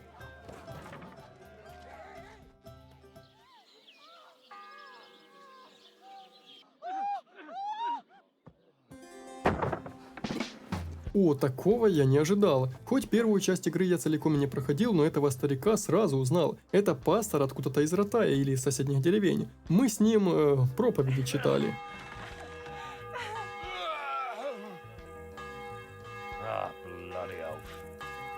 Как бы это странно ни звучало, но его, как человека, умеющего найти общий язык с простым людом, отправили следом за нами. Как-никак с момента, как мы с посланием отправились, уже больше недели прошло, а домой мы не вернулись. Только если я попал на свадьбу, зарабатывая у кузнеца ратным делом, ну и всяким разным, то Птачик делал то, что лучше всего умеет.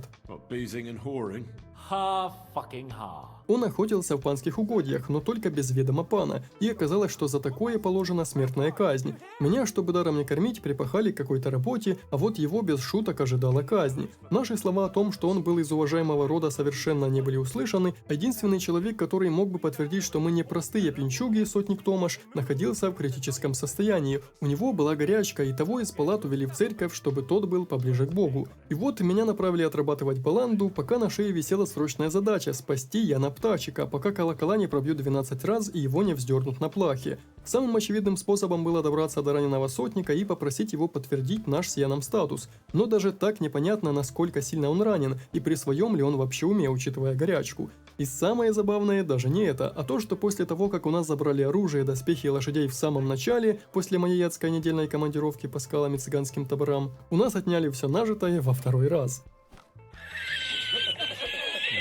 О, эту морду я помню, мужик уже клеился к одной из местных служанок. Вообще так не делается, но по сути мы тут и оказались из-за драки, которую он и затеял, так что кайф я ему обломал, сказав, что ни он, ни я здесь пашем не как помощники, а как осужденные. You wretch. Don't worry, I'll find you. Что ж, есть по крайней мере в этом что-то и хорошее, мы с Яном наконец-то попали в замок. Черт, а я как знал, недавно вкачал себе способность, чтобы легче мешки на горбу было таскать. Пока я бегал тут как шестерка, помогая каждому, кто сам работать ленится, оказалось, что помощь нужна и здешнему кузнецу. Я тут маленько из себя дурачка построил, когда на вопрос о том, сколько нужно подков, тот спросил, а сколько у коня ног, я рассказал, как у нас в деревне трехногий жеребенок родился. Ведь какому-то там дурачку не буду так пристально приглядываться, так что все шло по плану, который я еще сам не знал. Я выковал подкову и не мог не услышать в процессе ругань одной из кухарок, что кузнеца на месте не застала. Ей нужно было открыть сундук со сломанным замком, чтобы специи оттуда достать. Обычно его ей кузнец помогал вскрыть кусочком проволоки, но тут я вызвался помочь. Если мне удастся заполучить отмычку, то возможно она мне еще пригодится в будущем. И, видимо, трюк с дурачком прокатил. Кузнец вот так просто показал мне, где лежит отмычка. О подкове я уже и забыл. Кухарка провела меня в замок, куда без нее мне было бы запрещено заходить, и даже очень простой замок я в итоге вскрывал с некоторыми трудностями. Как-то больно плохо мышь реагировала на мои движения. Мне сказали, что могу в кухне отобедать, если нужно, но... Видимо, не судьба. Пришлось идти искать удачу дальше, но зато отмычка осталась у меня. Подкову я отдал, а сам подул в Нижний двор, любуясь красотой этого замка. Искал, как бы здесь помочь с виселицей. Думал, будет шанс что-то подкрутить не так или подпилить, чтобы устроить диверсию. Но все, что мне доверили, это заточить старый топор. Без него, мол, виселица на части развалится. Намек я понял и принес ему топор, даже не заточив. Но тип это заметил. Ну окей, решил я, хорошенько подточил носок, так что от одного вида порезаться можно было, отдал и... Это все? Вот так? Получается, помог мужику подготовить виселицу для моего друга Яна, но не бойтесь, это часть плана, я все еще косил под дурачка. Но зато этот тип проболтался о том, как можно попасть в церквушку в верхней части замка, где больного и держат. Какой-то тип однажды в колодец спрыгнул, чтобы туда попасть. Его, конечно, поймали и надавали потом по хребту, но это был мой единственный шанс. Буквально на ощупь я смог куда-то пробраться и очутиться прямо в тюремном блоке. Птачек сидел тут, и я уж думал, что просто вскрою замок и мы отсюда свалим, но у игры были на наше будущее другие планы. Пока что я просто утешил его, сказал, что того не повесят, и попросил отвлечь охранника из коридора по соседству. Тот сказал, что пока охранник будет идти сюда, я могу занять пыточную напротив. Но, видимо, поскольку я невольно продолжал отыгрывать дурачка, то пошел тому навстречу и чуть не спалился. А потом вышел на кухню, куда ходить мне уже было можно. Но что дальше, подумал я, а дальше надо было проникнуть к больному лихорадкой сотнику, чтобы тот подтвердил наш статус, иных вариантов не было. Поскольку подробного плана замка у меня, как вы понимаете, не было с собой и быть не могло, то ориентироваться здесь нужно было чуть ли не наугад, а ведь здесь и охрана была. Но двигаясь преимущественно по лестницам, потому что мне точно надо было идти куда-то вверх, я с первого же раза добрался к больному. Но к этому времени прозвенел уже третий колокол из 12, означающих казнь птачика. Рядом с сотником сидела его сестра и рассказала, что лекарь давал ему какое-то снадобье, но надолго пропал после того, как уехал отсюда с Панамотто, и без лекарства ее брат может не протянуть. Я предложил помощь, хоть и не был лекарем, ведь по ее словам он делал настои по записям в своем дневнике. Здорово, что она не вызвала стражу, а даже пожелала удачи, но дело и без того было довольно непростым. Теперь уже надо было добраться в противоположную сторону замка, и благодаря тому, что карты этого замка в игре не было, в принципе, не помешало бы еще и запоминать путь, которым я сюда добрался, чтобы так же само вернуться назад. Да-да, здесь можно вставить еще одну шутку про отыгрыш дурачка. Конечно же, я прошел этот квест с самой первой попытки, не проиграв ни единого раза. Привет, Андрей.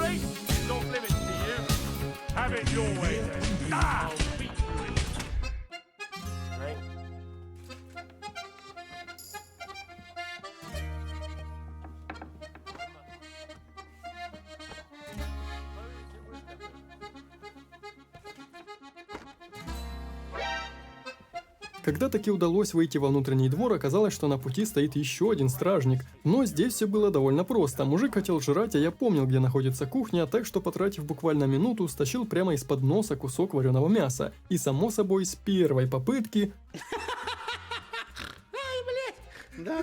Я преодолевал коридор за коридором, потому что лекарь, падла, тоже жил на самом верхнем этаже этой гигахрущевки. А вот эту служанку здесь увидеть было очень неожиданно, и было четко видно, как та возилась у сундука. Теперь 2 и 2 сложились, стало ясно, что она непростая служанка, и именно поэтому всячески пыталась отрицать все это время любую связь с нами. Видимо, чтобы какой-то случайный бомж ее не сдал.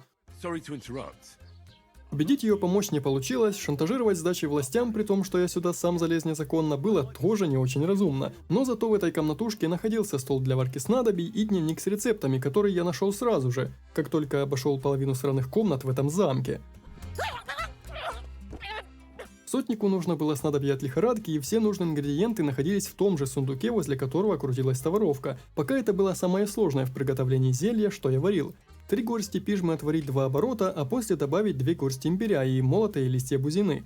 Я передал его сестре сотника, но колокола пробили в 12-й раз. Уверен, Ян в этот момент уже успел пару раз переосмыслить всю свою жизнь, но мне до последнего не верилось, что его действительно ведут на виселицу.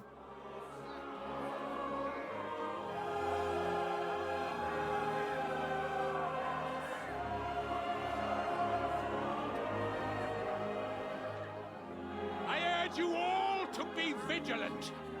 These days we have all sorts of vagabonds.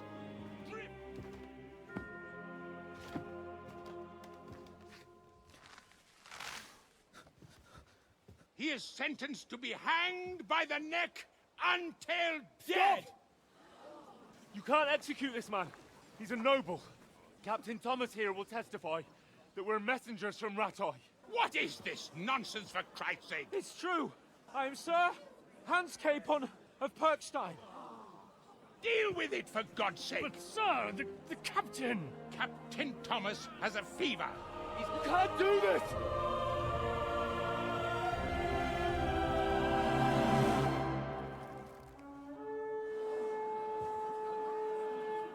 Open the gates!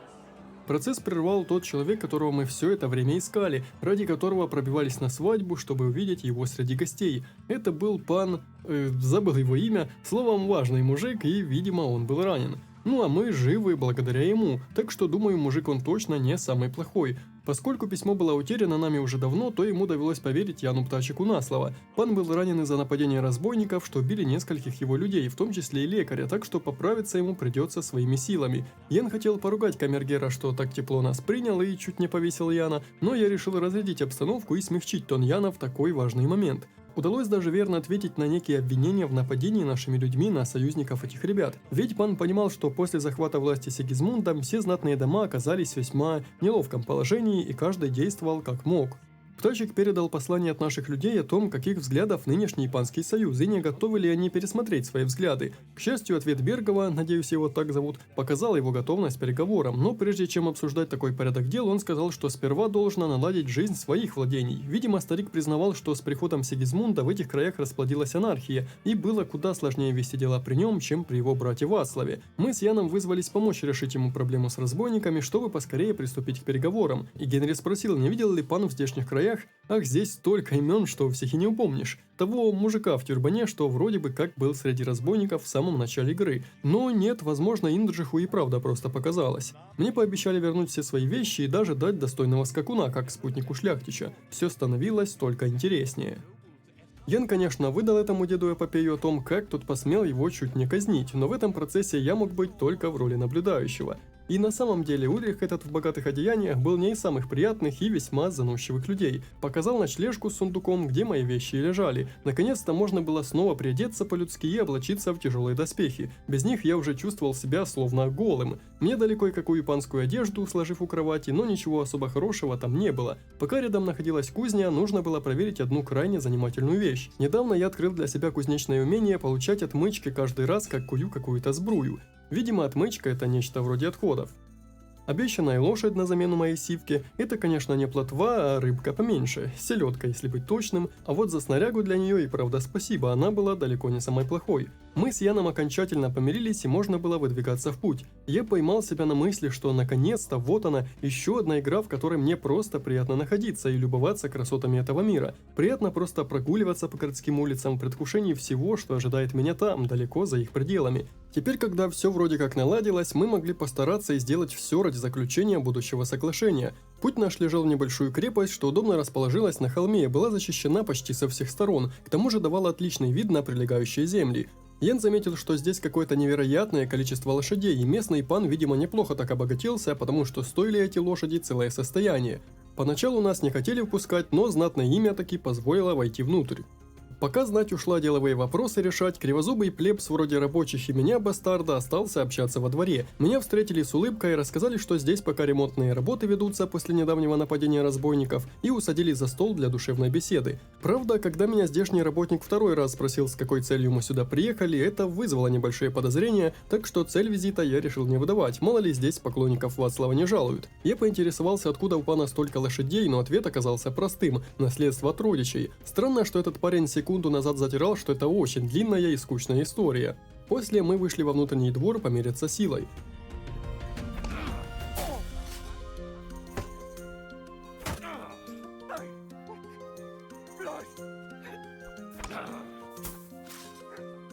Мне рассказали, чем досуг занять, пока знать дела решает, у кого раны залечить, да с кем о лошадях поговорить можно. Кузнец помочь ему меня не допустил, хотя по его же словам корячился он от зари до зари. Клара, здешняя лекарка, немного меня подлатала и была весьма добродушна. Была удивлена, ведь никогда раньше не видела, чтобы кто-то побеждал того типа в дуэли, и попросила помочь набрать трав, раз уж все равно мне нужно скоротать время. Беседа была довольно приятной, как знал, что все это хорошо закончится. Помог ей календулы набрать, мака да шафрана немного, а после она повела меня в лес кое-что показать. Загадала мне загадку. I bloom in silence, a petal's grace, a delicate charm in a hidden place, a whispered scent, a subtle ploy. What am I, elusive and coy? Отгадка — это ночной перекус или что? Да шучу я. Так, конечно, можно время проводить, пока Ян дела важные решает. Внезапно один из крестьян как-то странно сказал мне, что идет хворост собирать, и ему бы пригодилась помощь. Ян нахмурил брови и, не понимая, что происходит, пошел следом. Что, тоже загадки будет загадывать? Но все было куда страннее. Мужик сказал, что уже давно не видел Яромира, здешнего пана, и ему кажется, что людей здесь появилось слишком много, они, мол, каждую ночь туда-сюда снуют. И он убежал, потому что один из стражников, заметив здесь движение, пришел проверить, что происходит.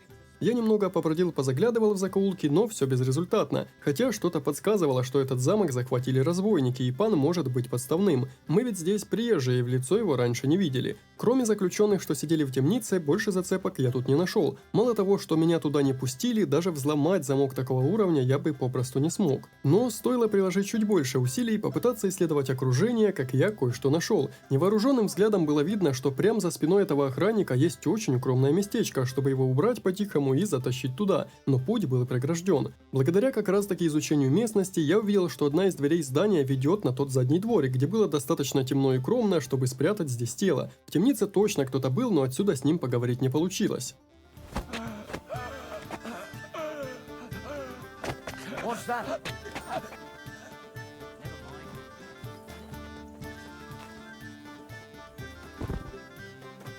Как раз в эту секунду Ян Птачек выходил из переговорной, надо было поторопиться. Старик в темницу явно был брошен нечестным способом, потому как он грозился, что нас сам Бергов и накажет. Это был настоящий хозяин этого места, Яромир Небок, и попросил отправиться в Троски, чтобы рассказать о случившемся здесь. После ухода моего товарища находиться простолюдину здесь больше было нельзя, так что я быстро отсюда смылся, пока в спину не полетела сталь. Ян был довольный заключенной сделкой, пока не узнал, что местные разбойники захватили крепость и выдали себя за панский гарнизон. Oh, shit! Даже узнав о случившемся, Бергов оставался хладнокровен. Сказал, что есть во всем даже доля хорошего, потому как теперь бандитов нам искать не нужно. Они решили, будто всех перехитрили, но на деле же загнали себя в ловушку. К тому же, одного из их лазутчика удалось словить. Вот только допрашивать бедолагу было некому. Народ здесь был суеверный, я, палач, как раз отсюда уехал. Делать было нечего, мы взялись за это неблагородное дело. Но я до последнего надеялся, что пыток удастся избежать. Оказалось, что после дуэли в той самой крепости со старым длинным мечом он в итоге остался у меня. Грех было выбрасывать такое достойное оружие, поэтому я по-быстрому заточил его, целиком вернув оружие к жизни. Пленник ни в какую не хотел раскалываться, я подозревал, что простых тумаков будет недостаточно. Мы с Птачиком на ходу сморозили какую-то ложь о том, как когда-то пытали одного бедолагу, и это даже сработало, но все равно информации было не особо много, так что нам таки пришлось. Не знаю, что я сделал, но чувство, будто ему понравилось. Оказалось, что тот тип в тюрбане уже знакомый нашему Индру и правда затесался в банду наемников, вот только до сих пор было неясно, с какой целью, потому как, насколько я понимал, он изначально был на стороне Сигизмунда, а тут, получается, пошел против Бергова, который официально еще был на его стороне. Более того, оказалось, что Семен, тот жених, что со свадьбы убежал, был с разбойниками заодно и предал пана даже при том, что его отец был его вассалом. Эту информацию можно было утаить, но я решил рассказать сразу все, чтобы, не дай бог, не получилось хуже. И знаете что? Наряду с тем, что я пытался решить проблему бескровно, все это закончилось максимально плохо. Прям максимально. А дело в том, что сразу мы пошли не крепость штурмовать, а как раз таки наказывать Семена за предательство. А я ведь с его батей и с боярским Якубовичем совсем еще недавно на разбойников охотиться ходил. И эти два деда были максимально порядочными людьми, возможно, даже слишком. Как я и боялся, он не мог так просто отдать своего сына, даже понимая, какое злодеяние тот совершил и сколько людей из-за него погибло. Именно здесь, пытаясь решить все без крови, начался настоящий ад. Подручный Бергова, с которым мы сюда прискакали, слетел с катушек. Он не хотел, чтобы над виновными шел справедливый суд и всячески накалял обстановку, требуя выдать сына немедленно. Но какой отец может отдать сына, зная, что того казнят? И в итоге Гашек, подручный Бергова, пошел против всех нас, начала звенеть сталь. И мы, кто еще позавчера очутились в его замке в колодках и, по сути, были им же и спасены от казни, мы, кто должен был прискакать сюда с посланием о союзе, только что своими руками перебили его же людей.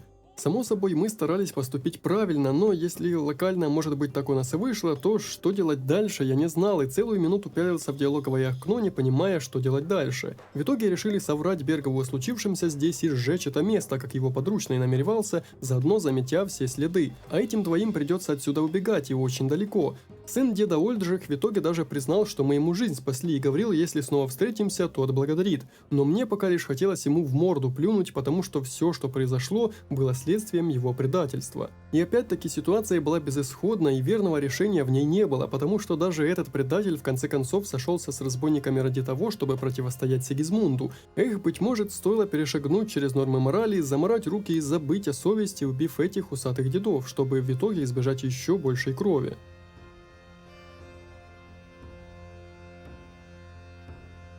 Пока пан еще спал, я выковал еще одну подкову, все ради лишней отмычки. Страшно было к нему идти, но на самом деле все прошло не так уж и плохо. Он сильно разозлился, прознав о смерти Гашика, к тому же чрезвычайно подозрительно звучало то, что из всех его людей выжили только мы вдвоем. Я не стал перебивать Яна, потому что тот очень хорошо лапшу на уши вешал, прям лучше не придумать. И когда речь зашла о том, что крепостица-то сгорела алым пламенем, было видно, что у деда отлегло. Видимо, пока наши головы еще побудут на плечах. Пока Ян сказал, чтобы я зашел за ним аж поздним вечером, так что надо было чем-то себя занять. Чертей по замку погонять, например. Смешно вам, значит, а мне придворный на серьезных щах сказал, что в замке черти завелись, и надо их поскорее прогнать, пока те потревожили только троих, кухарок и кузнеца. Я совершенно несерьезно относился к происходящему, но чтобы не падать в глазах средневекового человека, приходилось играть роль дурачка. Они правда обижались, если я говорил, что это все чушь. Не веришь в чертей и потусторонний мир? Одна из кухарок сказала окропить очаги в одной части замка. 9 капель, по одной на каждый ангельский чин, и каждая третья капля должна быть больше, чем остальные. Вторая заявила практически все то же о другой части замка, а кузнец рассказал, что у внешней стены в караулке видел столько разной мерзости, к тому же там смердело не по-человечески. Долго я по замку блуждал, хорошо хоть на время столь важного поручения мне было разрешено заходить во все комнаты, не боясь быть наказанным. О, а вот и след чертей. Чертей, не фиксящих баги. Ебаться. С горем пополам я осветил 10 замковых очагов, даже отрыл себе кинжал в одном из сундуков с несложным замком. Очень полезная находка, как и пара книг. В здешних краях найти умного и начитанного человека среди простолюдинов было редкостью, да и в спорах подвешенный язык и острый ум тоже помогали. Одна книга оказалась бесполезной, но вторая научила обращаться с тяжелым оружием, а вот что касалось караульной, чертов кузнец отправил меня в нужник.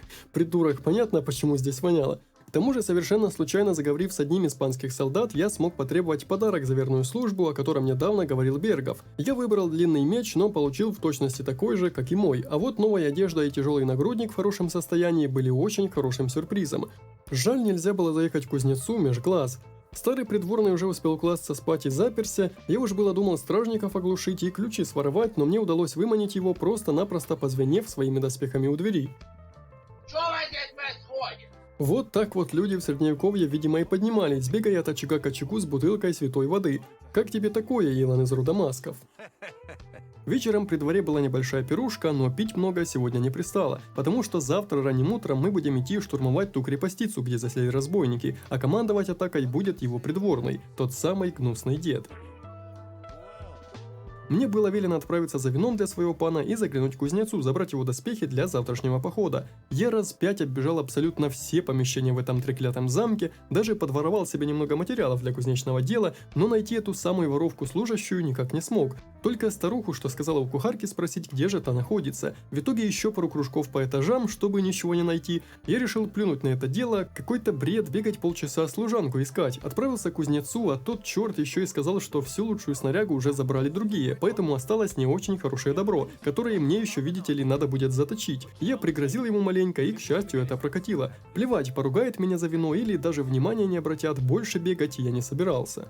Ранним утром птачек за вином меня все-таки отправил, но теперь наконец-то на кухне был кто-то кроме той старухи. Служанка сказала, что лично передаст мне вино, и было бы здорово, если бы я помог ей заклинивший сундук с травами отпереть. Но у меня ни навыка для взлома таких замков не было, ни отмычек. Благо, что услужить пану все хотели, и мне вино дали и так. Снаряжение Яну вполне пришлось по душе, а вот о моих мощнейших латах тот почему-то отозвался насмешливо. И что здесь было не так, я не пойму. Я ведь как минимум помылся, а это в здешних краях уже редкость. Мы выступили в путь, встретили во дворе часть отряда. Ян говорил, что на штурм нас отправится целое войско, но лично я в этом смог убедиться только когда увидел нас со стороны.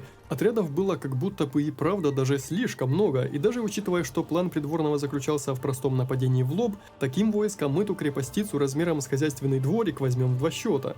Пробираясь украдкой по здешним лесам, чтобы застать врагов врасплох, мы продолжали выслушивать упреки от этого недовольного старика, как вдруг...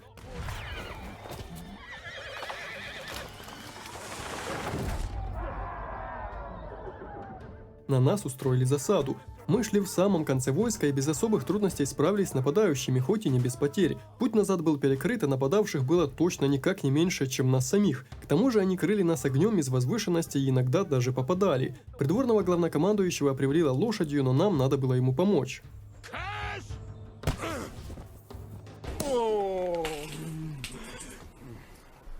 Помянем Мы бежали вперед, желая нагнать наши основные силы, схватились еще одним отрядом и в конце концов, кажется, даже вышли из этого чертового леса живым. Вот только ко мне постепенно пришло осознание того, что все наше войско было перебито в этом же самом лесу. Яна ранили, и из такой ситуации выйти живым шансов уже не было, но если пана можно было продать за нехилый выкуп, то оставлять в живых его слугу особого смысла не было. You'll have to take him first.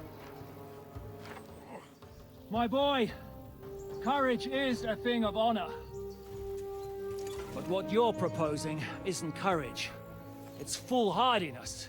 К счастью, Инджих смог взять командира разбойников на банальное слабо и вызвать на поединок. И этот усатый даже пообещал сохранить мне жизнь. Два воина с длинными двуручными мечами, бой обещал быть очень сложный, потому что этот усатый мужик явно не так прост, как кажется.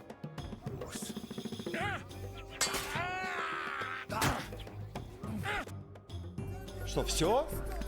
Это все?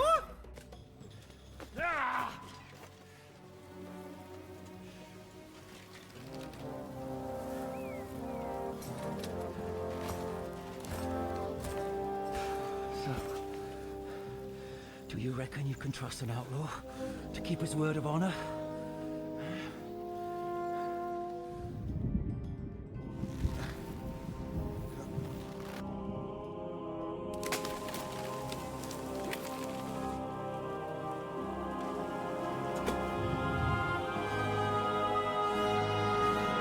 Это что, нас вот так вот просто снова отправили к праотцам?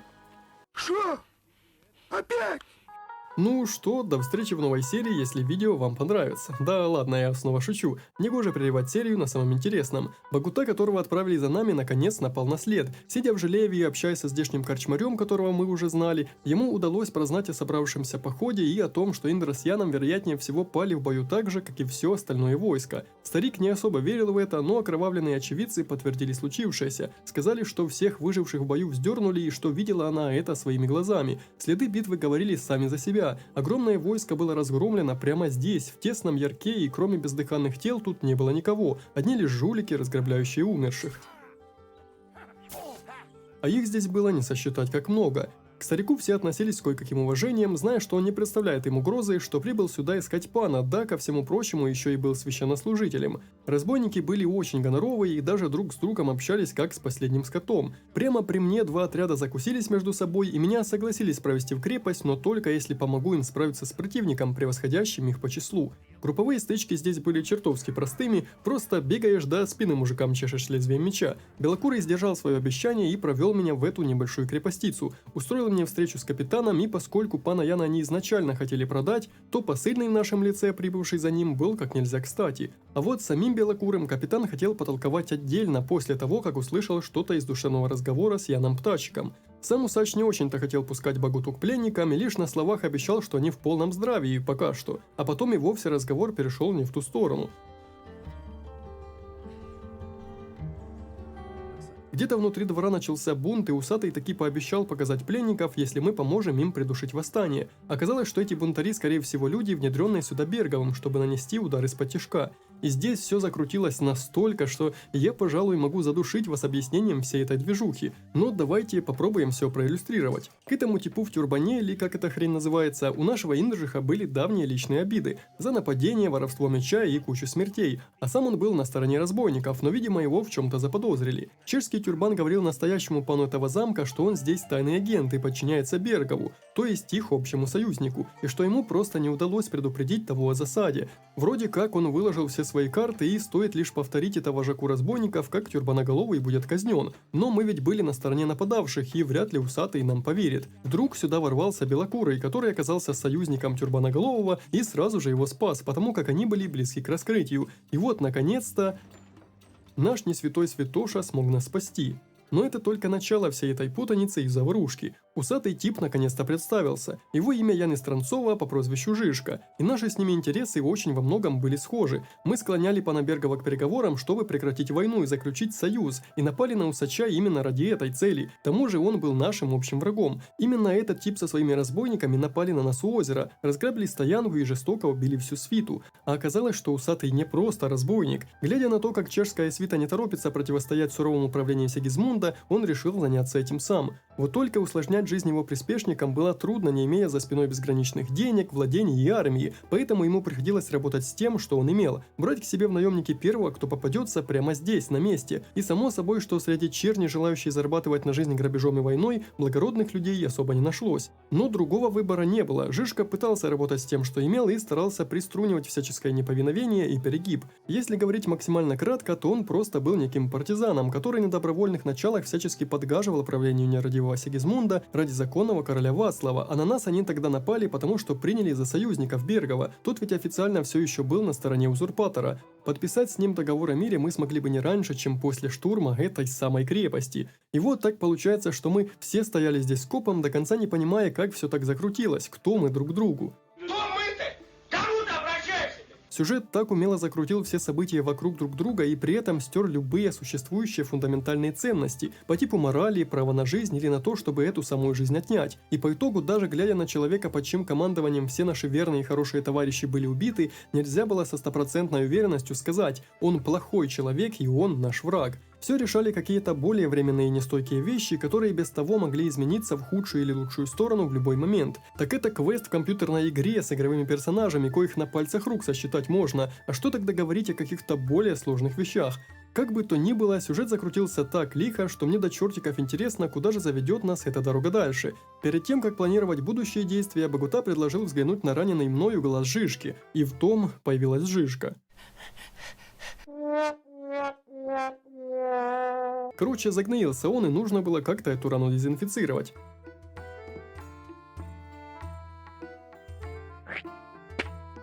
Попей. Чувство, будто он глаз не от гноя очищал, а пытался пальцами гвоздь в деревянную колодку вогнать. Но вроде как с ним все было в порядке.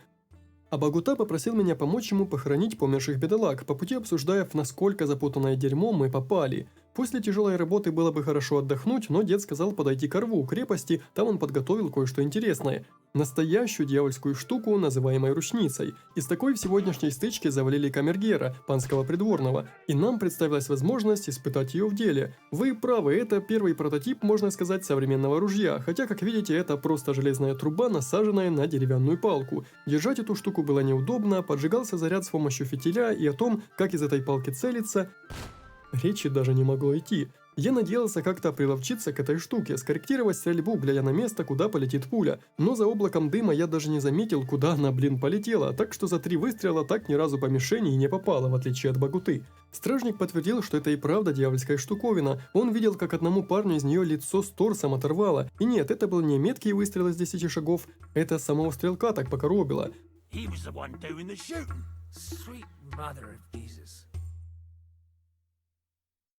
На этом мои приключения в данном видео пока что и закончились. Мне даже отдали эту огненную палицу за даром, но вот порох к ней придется добыть самому. Безумно интересно, куда дальше поведет дорога нашего Индро, Генри или как там его величать. Но поскольку работа над такими роликами забирает у меня около 2 недель работы, то буду смотреть на то, понравится ли игрушка вам и смогла ли она вас заинтересовать так же сильно, как и меня самого. Уж для себя ее смогу пройти в любое свободное время. Так что спасибо за ваш просмотр и активность в виде лайка и комментария, если, конечно, видео вам понравилось. Пишите, что будем делать дальше, а я пока погнал работать. Спасибо этим ребятам за поддержку канала и прошлого мега большого ролика по My Time at Sandrock, и до встречи в новых видео.